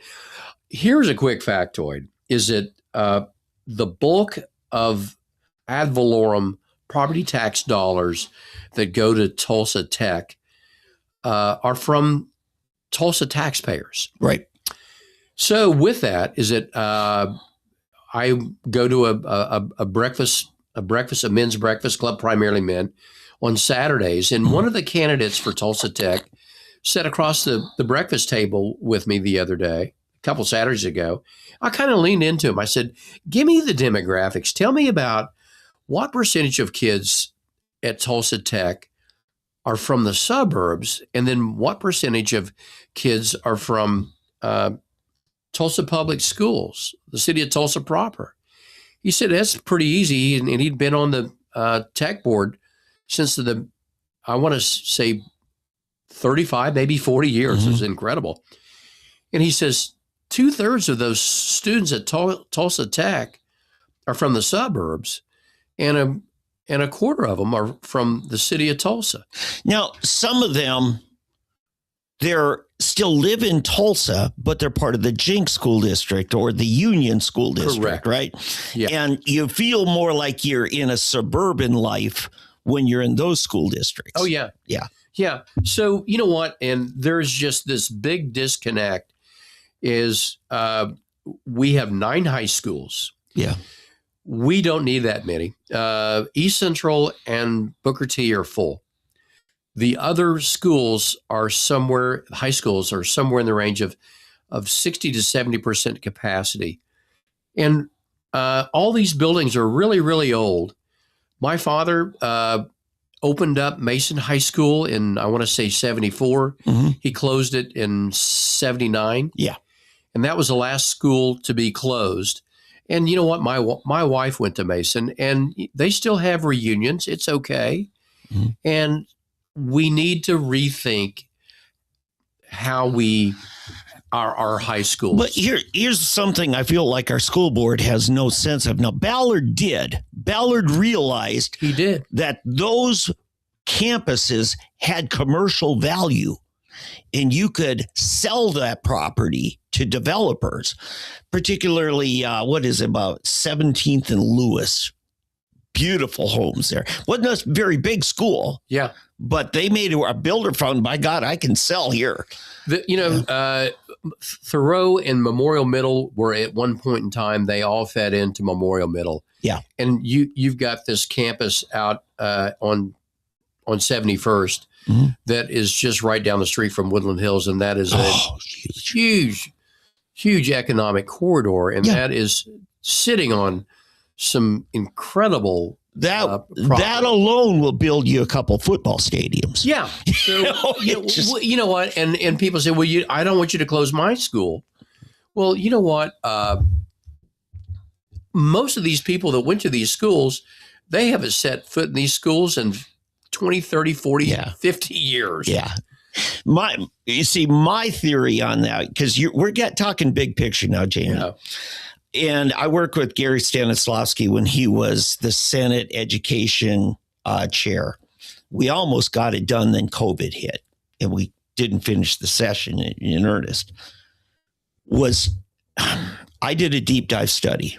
The National Organization of School Superintendents came up with what they said is a sweet spot number of how many students should be in not your school district. And they say 4,000 to 5,000 is the sweet spot. And the data has backed them up, because once you get over 10,000, your per kid expenditure on administration, it doesn't go down, it goes up. It's $1,000 more per kid for administration when they're in a school district over 10,000. Now we're at close to 40,000. We were 80,000. And administration is schools consolidation at the top end is a misnomer when it comes to efficiency. At the bottom end, when you only got, 200 kids in the whole district, then yeah, it is time to consolidate, not haul them all to the county seat. But you take Carter County, Ardmore area. They got 9 school districts in the county. Now, Ardmore Public Schools is big enough. Don't put another kid there. But you got 8 rural school districts in one county. Yeah.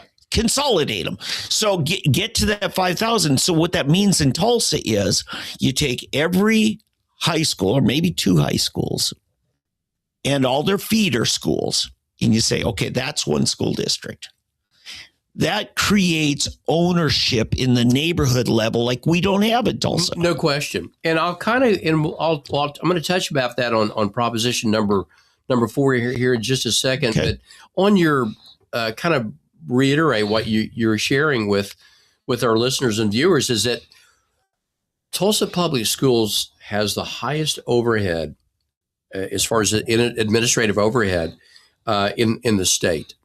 It's as far as the amount of overhead down at the Education Service Center, it is the biggest and the bloatest overhead in the state of Oklahoma. And with that, that's without the embezzlement. Yeah, that's without the embezzlement. And with that is that you have our teachers are some of the lowest, if not lowest paid teachers in the state of Oklahoma. Yeah. Tulsa Public Schools, I think the last numbers I saw was for every dollar that's appropriated to public education in Tulsa, less than 50 cents makes it to the classroom instruction. Absolutely. That's pathetic. Yeah. That's inefficiency completely. So kind of on the home stretch here, proposition number 4, and it's about busing.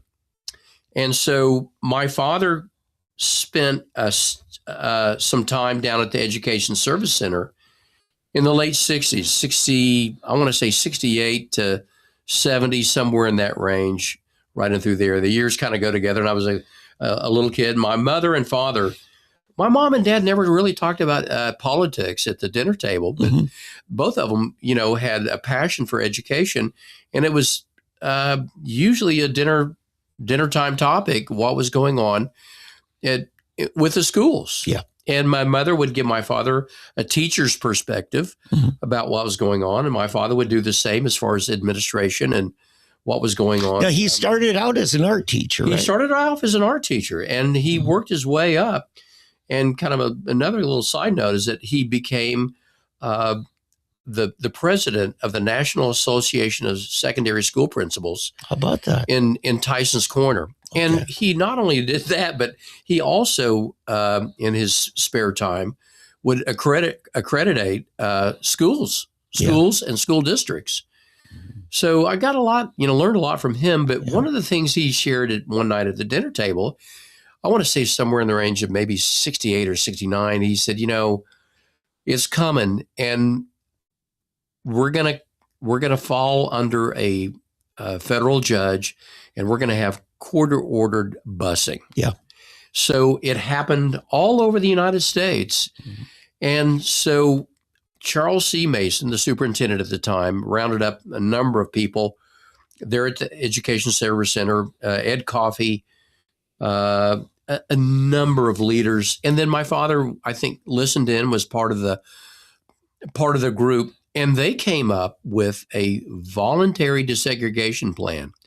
And the city of Tulsa was the only school district in the United States that did not have federally mandated busing. Okay. The term I think was used as a magnet school, right? So they came up with the idea of magnet schools. And this comes full circle to proposition number 4. So you had magnet schools set up and neighborhood schools set up that attracted kids. And then from there, they went to middle school magnet schools. And then from there, they went to vibrant magnet high schools. But not every kid gets to go. That's correct. And let me kind of walk you through here. So in Midtown Tulsa, and by the way, you do have some vibrant elementary schools that are not magnet per se, but I want to say somewhere in the early 2000s, maybe teens, is that in their infinite wisdom, the Tulsa School Board, they knew exactly what they were doing, that they did away with all natural boundaries of school boundaries. And I'll walk you through that here. So you have about 5 or 6 neighborhood schools that don't have Section 8 housing. I think it was Sawyer that implemented that. Could very well happen. So you have a number of neighborhood schools, elementary schools, that have little or no Section 8 housing or apartments in them. And I'm going to miss one, I'm sure. Lanier, Elliott, Carnegie, Grissom, Council Oak. Eisenhower? Eisenhower is a magnet school, along with Zorro and Mayo Demonstration. So those are magnet schools. Right. So you've got these schools where affluent families flock to. And then you've got kids that just can't get a bus ride to these nice magnet schools, and they're stuck in the Marshalls, the McClures, all of these chronically failing schools, and they have no way out. And once you're on that track, you don't get to segue over to the magnet middle school unless you can possibly score touchdowns or dunk basketballs. Funny how that works. It works, I know. And then, you know what? You move on up to high school, and you've got two solid high schools, of course, Booker T, and I'll talk about that one in a minute, and then also Edison. And the kids that go to these chronically failing elementary schools are promoted to chronically failing middle schools, and they're promoted to chronically failing high schools. So you get, it's really interesting is that they provide busing for these really nice magnet schools, and that crowds out a busing for, just to go to your neighborhood school. So you have these kids from Midtown that catch the bus and or drive over to Carver, and then also over to Booker T. Mm-hmm. So it's really fascinating is that one of the reasons why North Tulsa suffers, you were talking about it, no developer would build over there, is that there's no incentive for people to live in North Tulsa. All the kids from Midtown and around the city have pushed out all the kids from North Tulsa. North Tulsa kids don't go to these. They don't go to Carver. They don't go to Booker T.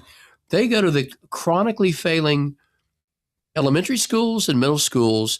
And you can see all around Booker T, you do have a little bit of vibrant pockets over there, but there is no economic incentive for people to live in North Tulsa. Yeah. The problem I see, and I will borrow from one of Rush Limbaugh's fill-in guests, Walter Williams. He taught at Mason University, George Mason. Sure. And he said, one of the worst things you could do for your kid, let's say he's from some identified minority, Harvard is probably the worst place to send him because he's going to fail at Harvard. The standards there are so tough on a bell curve. He's going to be the bottom. He's going to be a flunk, and he would do just fine at 80% of the universities in America. No question. And so I'm wondering if we think making Booker T the north side section of the district, where people of, disadvantage are, turn that into a magnet school, that's not going to help those kids. No. Because they aren't prepared for that kind of school. Tulsa Public Schools have spent millions and millions of dollars of hollowing out our neighborhood schools and our neighborhoods. Mm-hmm. And it has to end. Mm-hmm. And this is the best time and one of our better shots on goal to get this, to shut this down. Enough. To me, my thing is you just shut down the school district and you pop up 5 little regionals and let the folks south of I-44 run their own school district. Let the people in East Tulsa run their own, North Tulsa run their own, Central.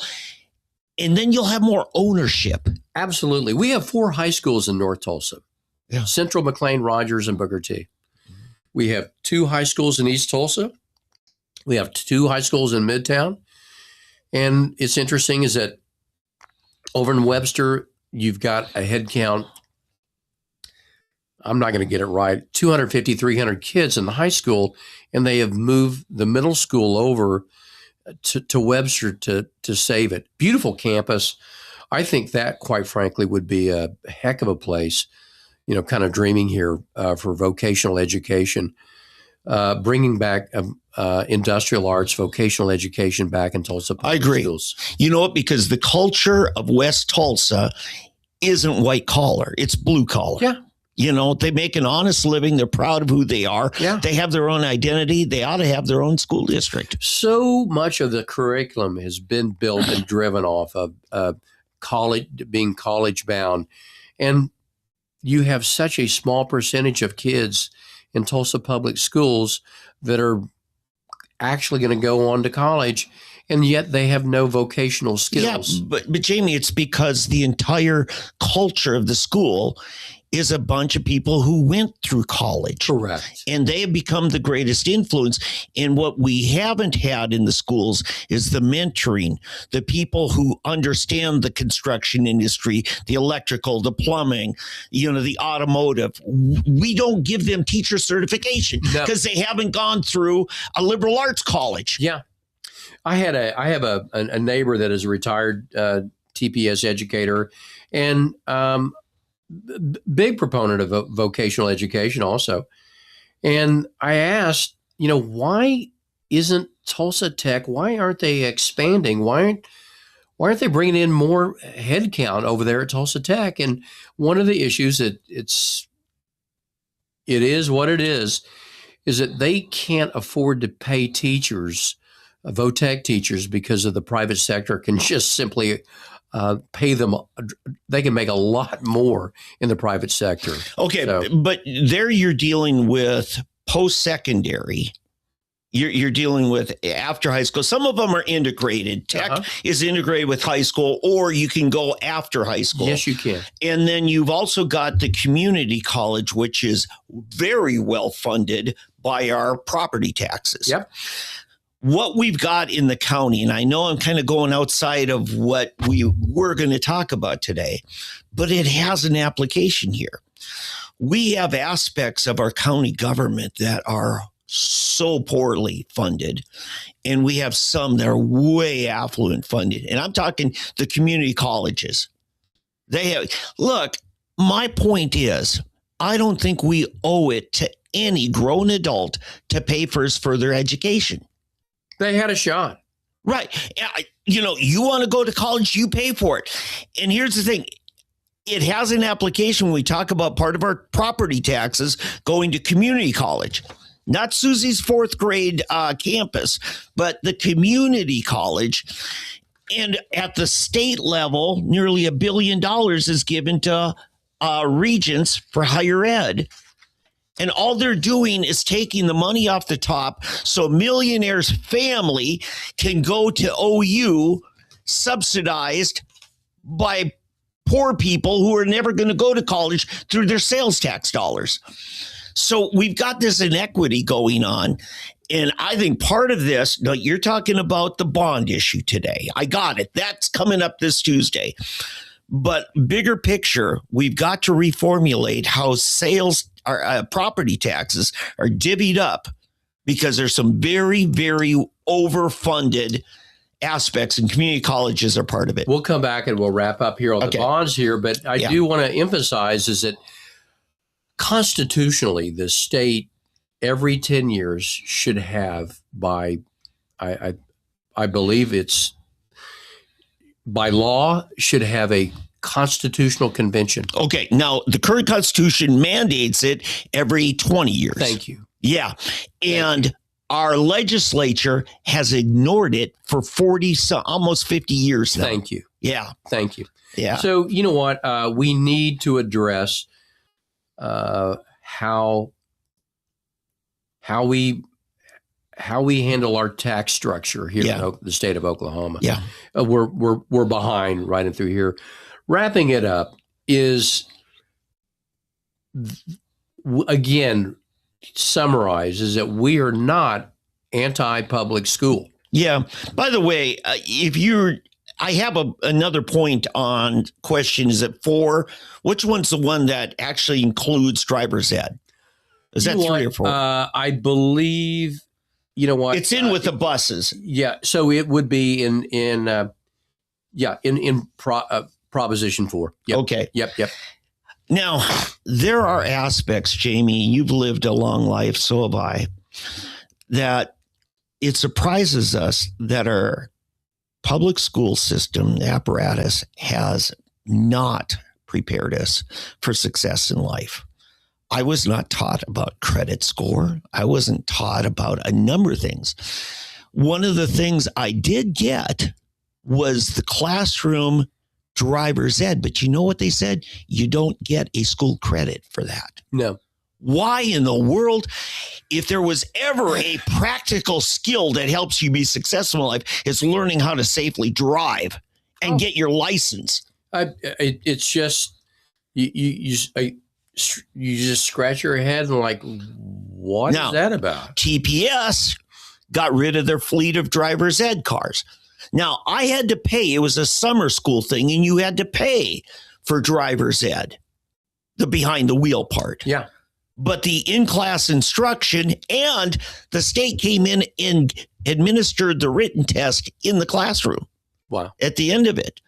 There's no reason we can't do it, because the state will send an officer from public safety in and administer those tests. When they've got a group, it's just more efficient for them to come in. Yeah.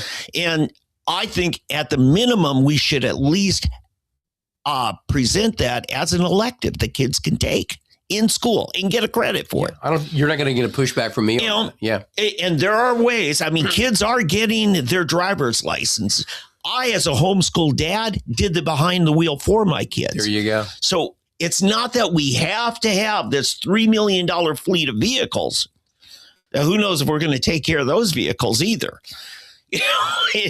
It's at least we ought to have the instructional portion and give a kid a class credit for it. I'm sorry. That's quite all right. That was my little soapbox on this. Your soapbox. But you're not going to get a pushback from me. And you know what? And this is something I'll talk about my father. And he never really, he grew up out in Western Oklahoma, and my mom did too. My mom's parents were ranchers. Yeah. And she was the... I worked a wheat harvest outside of Weatherford, Corn, Oklahoma. There you go. With the Amish, the Mennonites. And then my father graduated from a country school right outside of Mangum, which is close to Altus. Yeah. So it was really interesting is that my grandfather, my dad's father, was one of the first drafted in World War II, and he was drafted in the 45th Infantry Division. I'm kind of rambling here, but my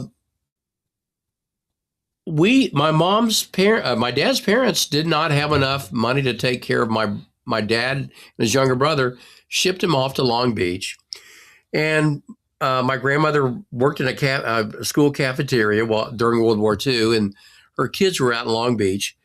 And my grandfather, he never talked about it, but he went through Africa, Sicily, Italy, Battle of the Bulge. I mean, the whole thing. And one day my grandmother got a telegram that, meet me in Oklahoma City at the Greyhound bus station. I'm coming home. And so she sent word out to Long Beach to get my father and his younger brother. And they all met at the Greyhound bus station for 4 years later in 1946. First time they ever saw each other in 4 years. I kind of scratched my head, but my father told me, he said, when we were out in Long Beach, the teachers treated myself and my younger brother terribly because we were these Okies. Yeah. And they were treated terribly. Yeah. And so you don't have to be of color, a minority, to be treated terribly. Sure. And he was behind when he got back to school here in Oklahoma. That left a very indelible impression upon my father as far as Tulsa Public Schools, is that without a lot of fanfare, a lot of hype, my father worked so hard at making sure that children of all color, of all economic background, had a chance to have a good education. And that meant the world to my father. And you can see he was the very first to hire a minority of football and basketball coaches in the high schools. Yep. Some of these coaches are Hall of Fame coaches. Some of them have field houses named after them. Teachers, administrators. It was really interesting is that when they originally started desegregating, they didn't have enough minority kids to go around. So what they did was the first thing they did was that they desegregated all the teachers. They brought minority teachers and moved them out of just simply North Tulsa schools and reassigned them into vibrant schools, which was the first order of the day as far as Tulsa busing. We need to quit busing. We need to figure out just simply vibrant neighborhood schools. And all of these things are not exclusive. They're all deeply interrelated. Is that the city of Tulsa hasn't grown The population of the city of Tulsa in 1995 was 390,000. Yeah. And I think the head count right now is about 415,000.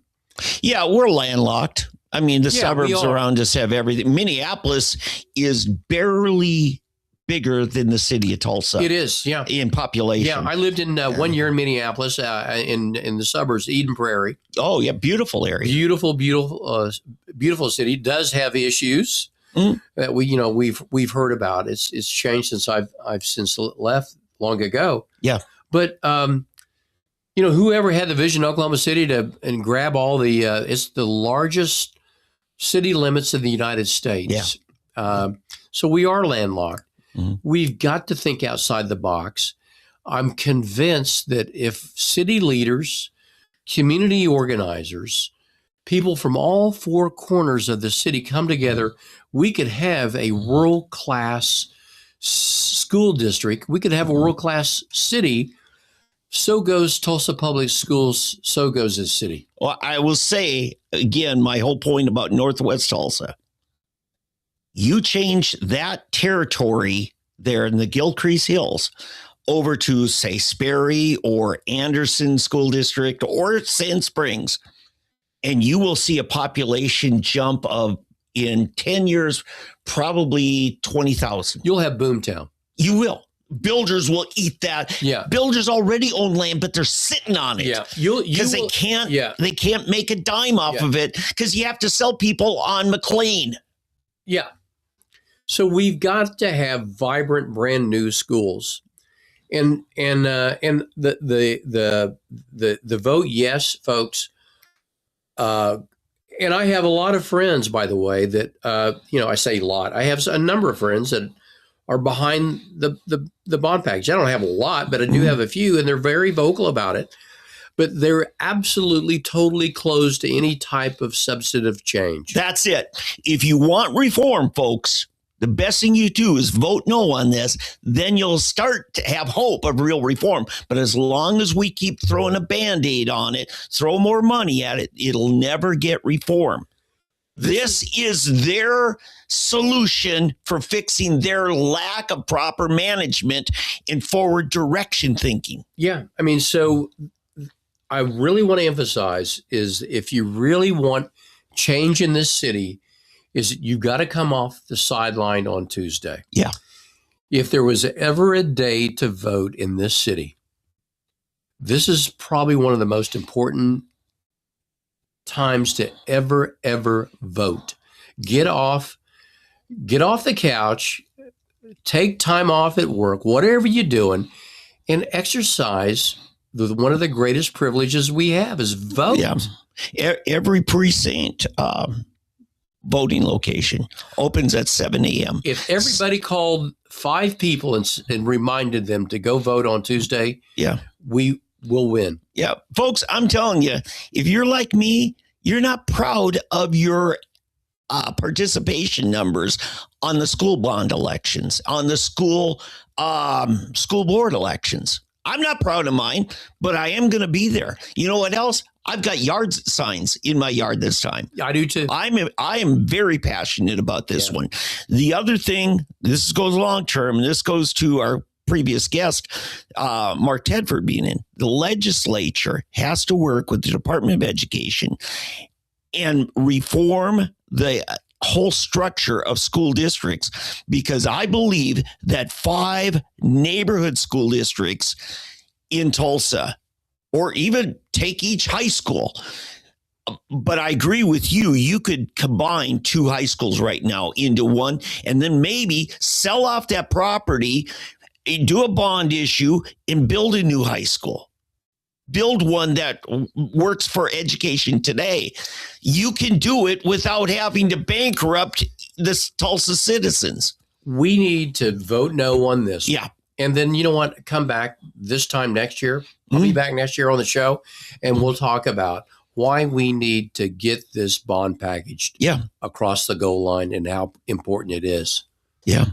I think if we get real reform, I'll back it as strongly as anyone. I know you will. I will be leading the charge, believe you me.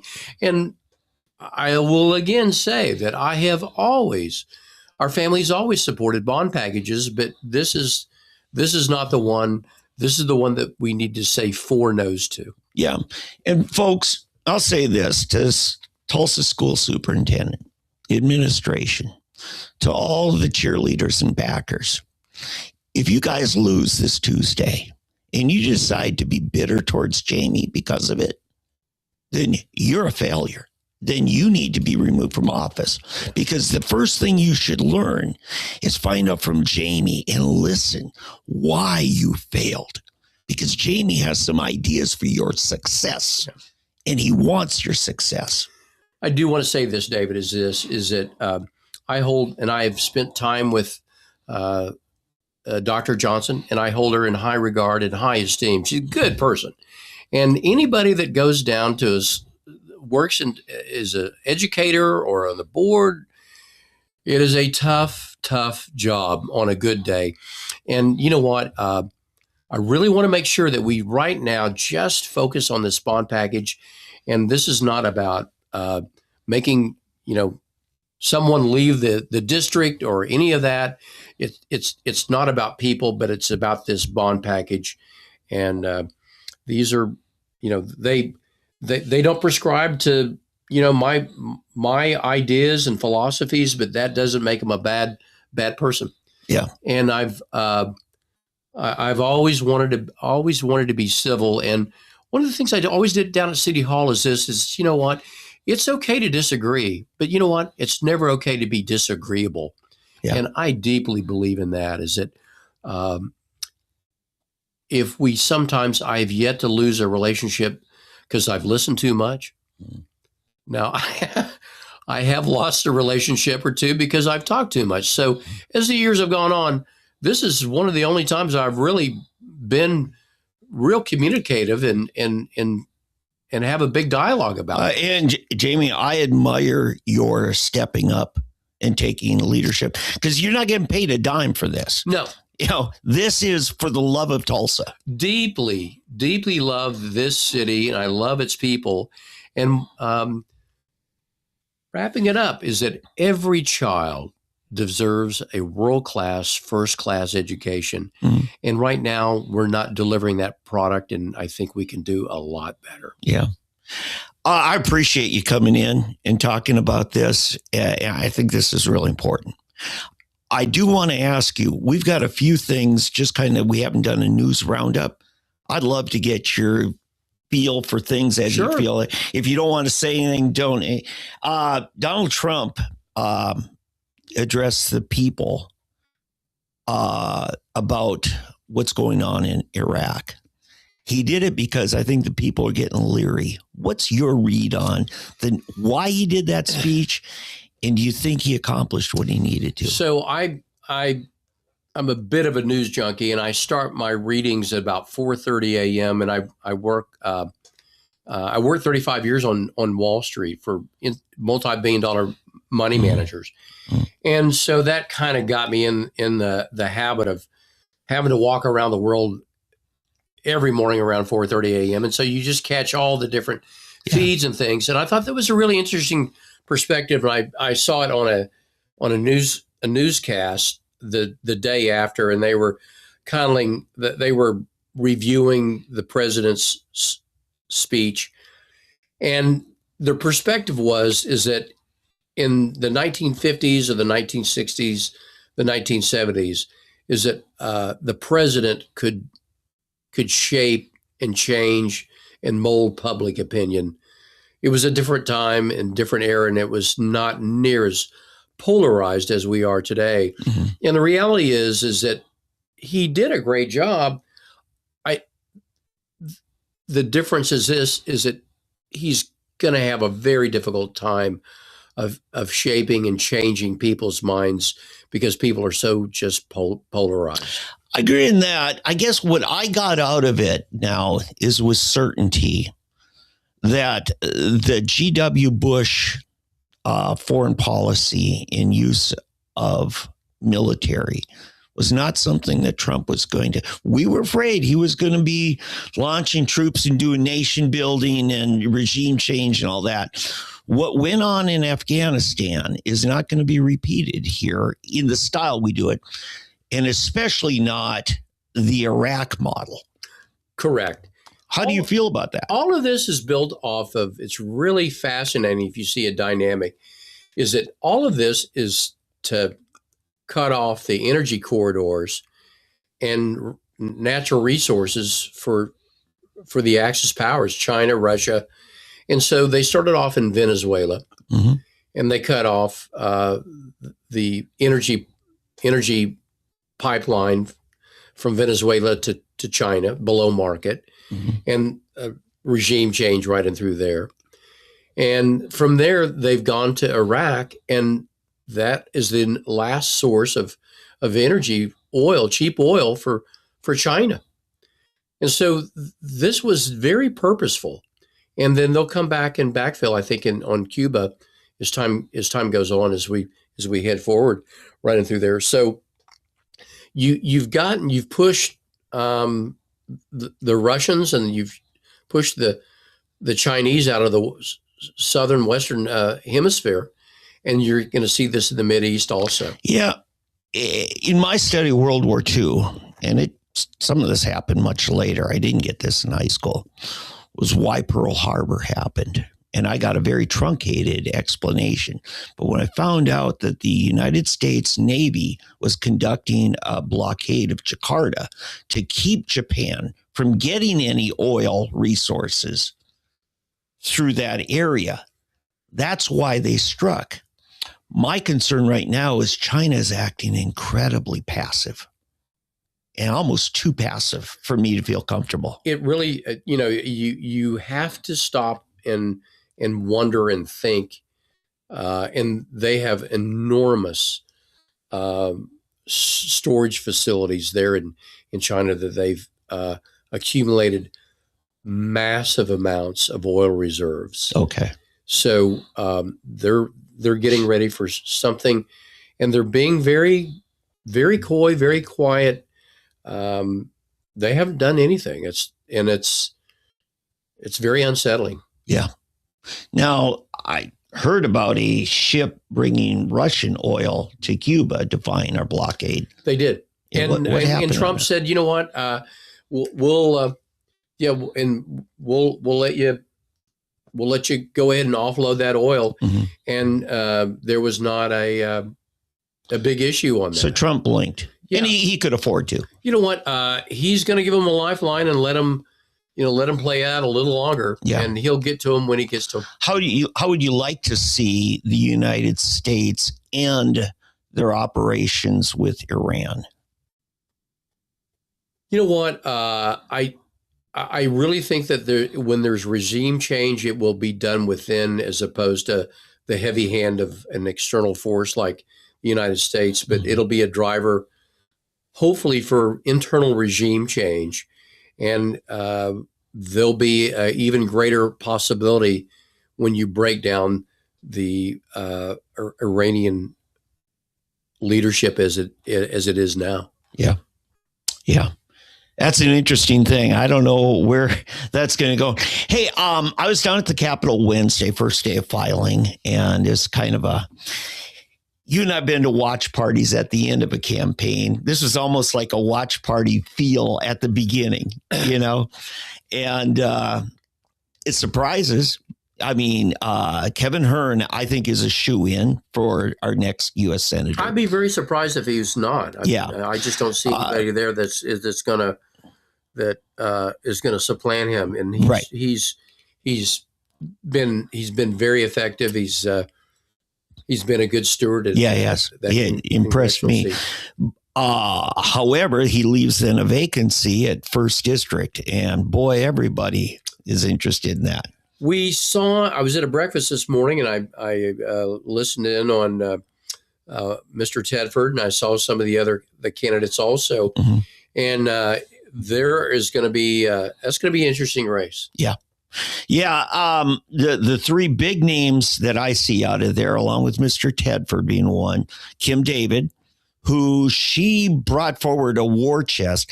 I mean, as a state senator, she had $250,000 in reserves in her campaign war chest. She walked into the Corporation Commission and now is moving towards the first district thing. I think she's going to have some influence. The third person on certain segments of the population knew Dan Rooney. A lot of us didn't. And a lot of us mistaked his family for the Rooneys that own Manhattan Construction and all those Rooney companies. I did a little deep dive in AI. He says, actually, Dan's great-great-grandfather was cousins to the Rooneys that owned the Pittsburgh Steelers. How about that? See, there was a Dan Rooney that owned the Pittsburgh Steelers. That? So that was an interesting deal. But the Rooneys that own Manhattan Construction, whom our mutual friend Bob Jack worked for many years, right? He was with Manhattan. I believe they're members of one of the Indian tribes, or at least have some blood there. Because I know my understanding is they get preferential treatment in some government contracts on building because they're minority owned. There's some of that. But anyway, that's a different. Okay, so folks, the Rooneys that own Manhattan Construction, other big corporations, it's not one of their kids that's running. Dan Rooney his dad was a professor at OSU, and Dan went to school there, was a good golfer. In fact, is still, making some effort on that. He helped get the Patriot Golf Club in Owasso going. And it was at the Patriot Golf Club, he kicked out this organization almost 20 years ago called Folds of Honor. That's what most people know Dan for, is Folds of Honor. It is a nonprofit, raises a lot of money to help out families with a veteran that's had a tragic experience in the military. Dan is a professional fundraiser. Yep. That's what I will call him. Yep. He started the organization. He is its CEO, and he gets paid handsomely to run it, almost $500,000 a year. So if you have a problem with TV preachers who make a lot of money, Dan Rooney's no different on that. Look, you can believe in his cause, just like I believe in Jackson Lawmire's cause. Okay? He's a minister of Jesus Christ, pastors a church. He believes in the gospel message. Dan Rooney believes in the good work that he does in Folds of Honor. But I just want to say, from a standpoint of what these people bring from their background forward, Dan actually served as a fighter pilot as well. So I'm trying to be fair, but I'm trying to also bring out some things that some of us don't know about these different people. We'll hear more from Lawmire also. Is that, I think that we're going to have 3 or 4 really very good candidates, and it's going to be a very tough race. Yeah, Lawmire is probably going to have the biggest constraints fundraising. Now, he's actually, from his last run for U.S. Senate, he put together a pretty good team. The folks at Tomahawk worked with him. Roger Stone helped raise money for him and stuff. I don't know. Do you have any other insights on any of these people? You know what? I think that Roger is back, and I think it's kind of in a voluntary way. Mm-hmm. Rudy Giuliani weighed in the other day with a visit to Mr. Lawmire. So that's right. It'll be interesting to see. He has got a good solid following, and a tremendous, very gifted speaker. All these folks are very solid people. Yeah. All these folks are very solid people. You know, I'm glad you said that. It's important to know we want to compare and find what's wrong with anybody who's not our guy. Yeah. And in that race, we got good people. Here's another one. Of course, plenty of people know about the governor's race. And so you got Drummond and you've got McCall, the former speaker, Drummond, the AG. Mazie, Keating. Yeah. Now, Mike Mazie, to me, is overperforming. I did not give him as much chance as I give him now. He really has done well up to this point. Yeah. Who else? I'm missing someone you said. There's Merrick. Merrick is a passionate on the pro-life issue. The people that support him, almost, I would say 90% of Merrick's backing is people. It's about the pro-life deal there. Yep. And I mean, there are other issues. I'm not saying anybody's a single issue candidate or supporter, but in that group, I know many of them are my friends, so there's those, gosh, I'm missing another name that's going to be pretty prominent on the governor's race. Don't know why I can't think of it. Chip Keating's another one. You're coming from, Frank's your dad. He's a tutor. It's really interesting is that I went to Frank Keating's very first campaign when he was running for district attorney here in the city of Tulsa. And I'm dating myself, but I think I was my very early 20s. And was that? And Chip is quite. He took on David Moss then, didn't he? Back in the day, and Chip is kind of a chip off the old block, part of the pun. Yeah, but he has a very good message. Also, these are Speaker McCall, Chip Keating, Mike Mazie, Gettner. I'm sure I'm going to miss one of these folks also, but They are all very gifted. And maybe I missed this one, but whoever comes out of that primary will probably get the top two vote getters for a runoff, possibly. Mm-hmm. I don't know. I don't think anybody would get 50%. No, not that much. Out of that race. There's going to be a lot of money. Yeah. There's some deep pockets involved, their personal wealth. Gettner and McCall. Yeah. Now, again, a lot of good candidates to choose from. Lieutenant governor.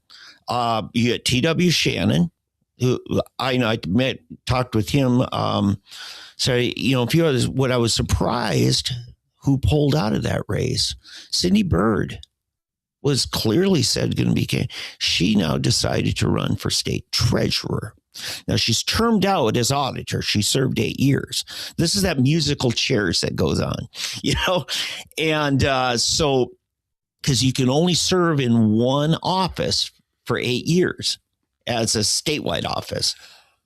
You know what? I'm a little behind on the news feeds, and I was going to go to a debate this past Tuesday here in town. Yeah, and that was called off. Yeah. And I didn't know Okay, so you know what happened? See, Cindy was one of those. Cindy Byrd. It all comes together. Yeah. And the next day, I saw her longtime campaign manager, Holly Gerard, was down at the Capitol. At least I think that was her I saw. And she decided to jump in because Todd Russ. I know Todd. Todd's actually from your parents' old neighborhood down the road to Cordell, Oklahoma. Okay. Down from Woodward. Todd's a good man. He's actually a lay minister in the Assembly of God. And I've known Todd for a long time. He's going for his second term as state treasurer. Cindy wants to unseat Todd. I just feel it's the old Pat Buchanan axiom. If there's no need for change, then there's a need not to change. And I'm sticking with Todd.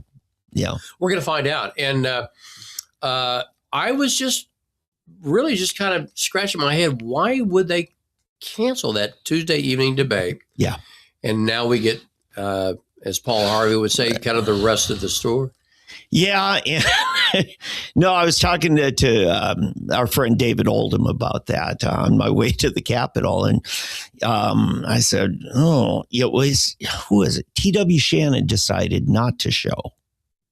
And then Cindy said, well, then I'm not showing, is what he told me. Okay. That was his best understanding. My understanding that he actually did have a fundraiser that evening. Yeah. So, he gets a hall pass on that one. Now, you've helped other people run for office and done fundraisers, and sometimes people want an excuse not to show up, and so they'll schedule a fundraiser. It's really interesting. You know what? and I worked down at City Hall with a lot of folks from the other side of the aisle. Yeah.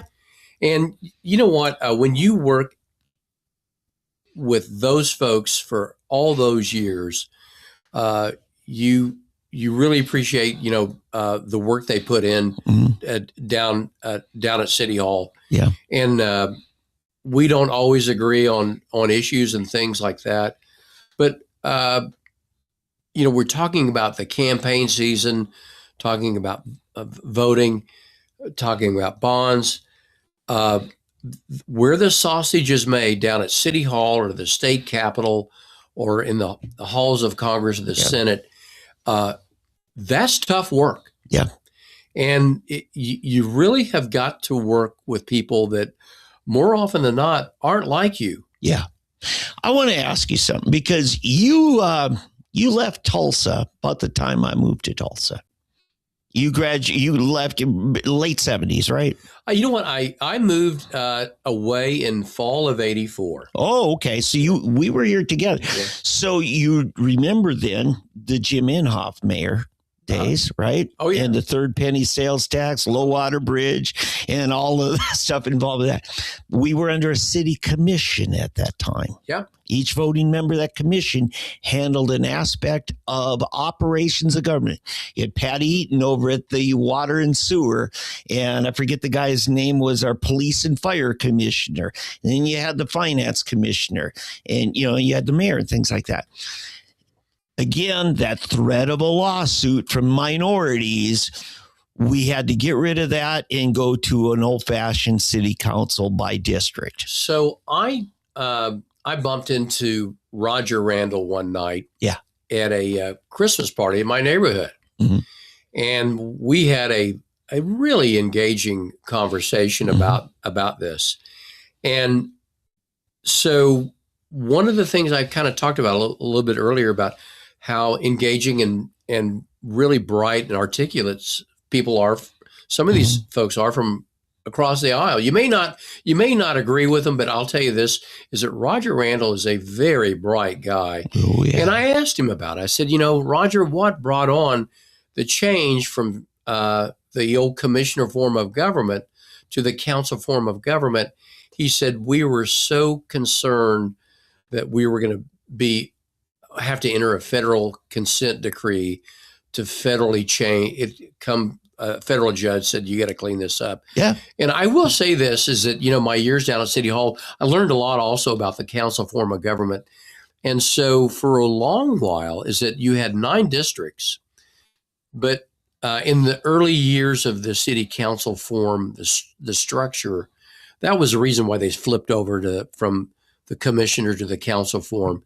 But you know what? In the old Tulsa, that you literally would have commissioners that were all lived within maybe a mile from each other. So there really was not very much in the way of representation throughout the city. There was not a good representation across the city as far as that council form of government, the commissioner form of government. Well, here's what I want to know, because in the 80s, and I'd say even into the 90s, there were 2 parts of Tulsa that were Republican.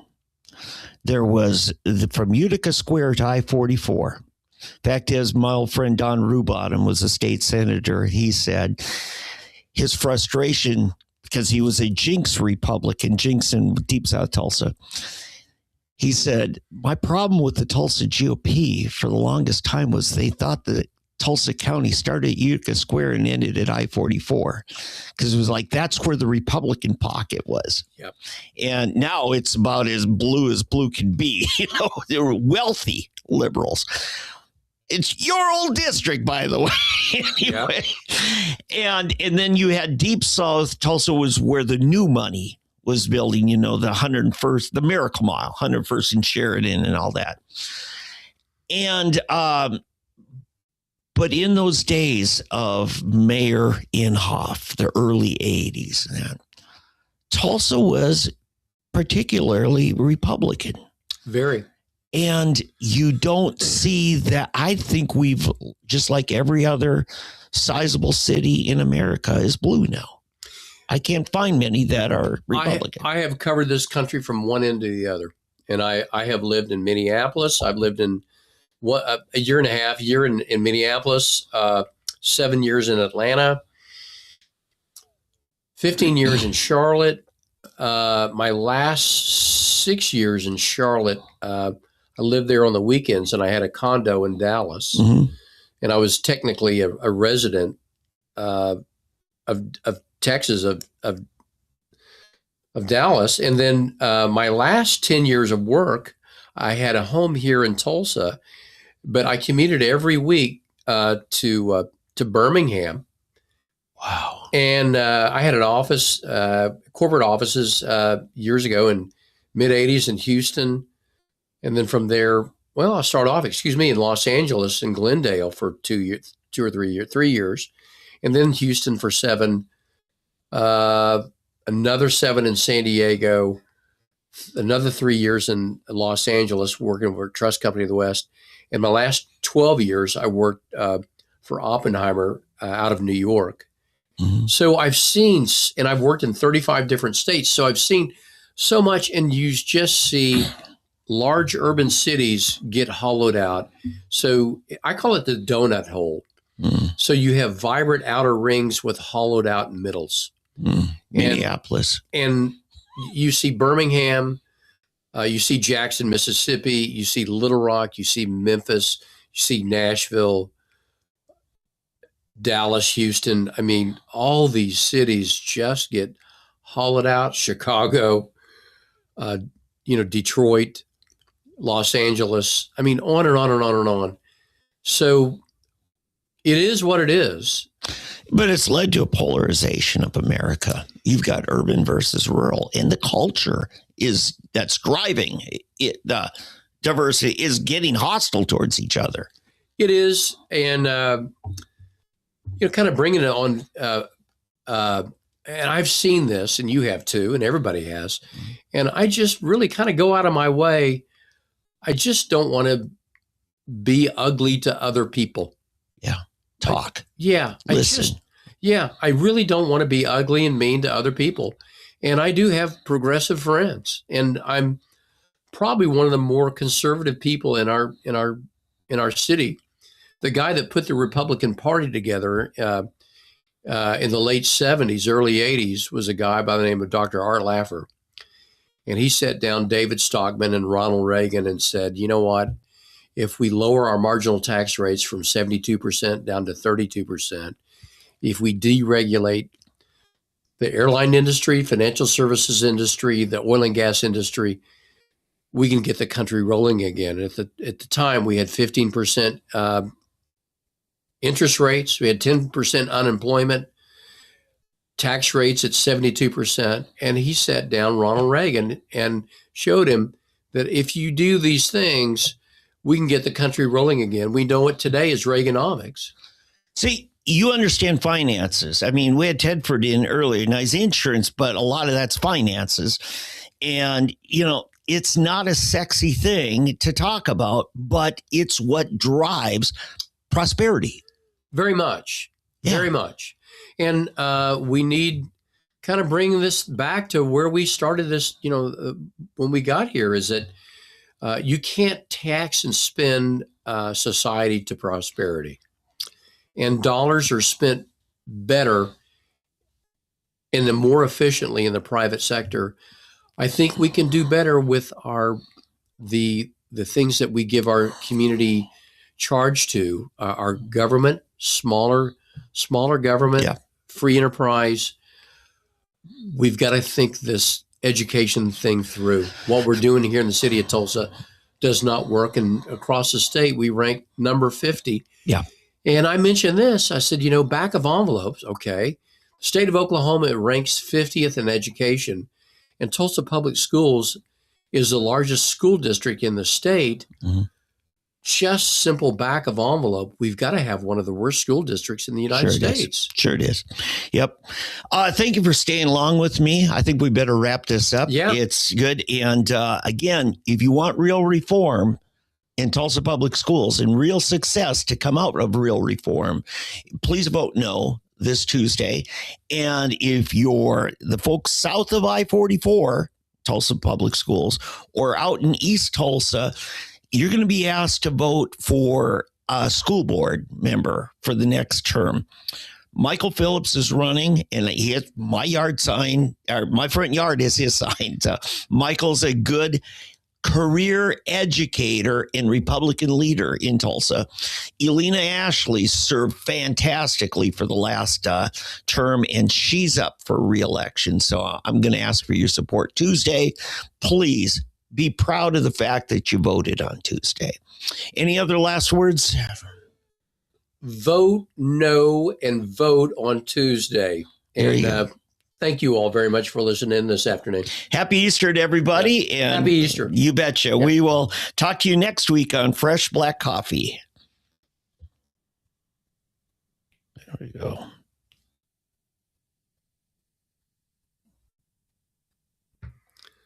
Well, I didn't.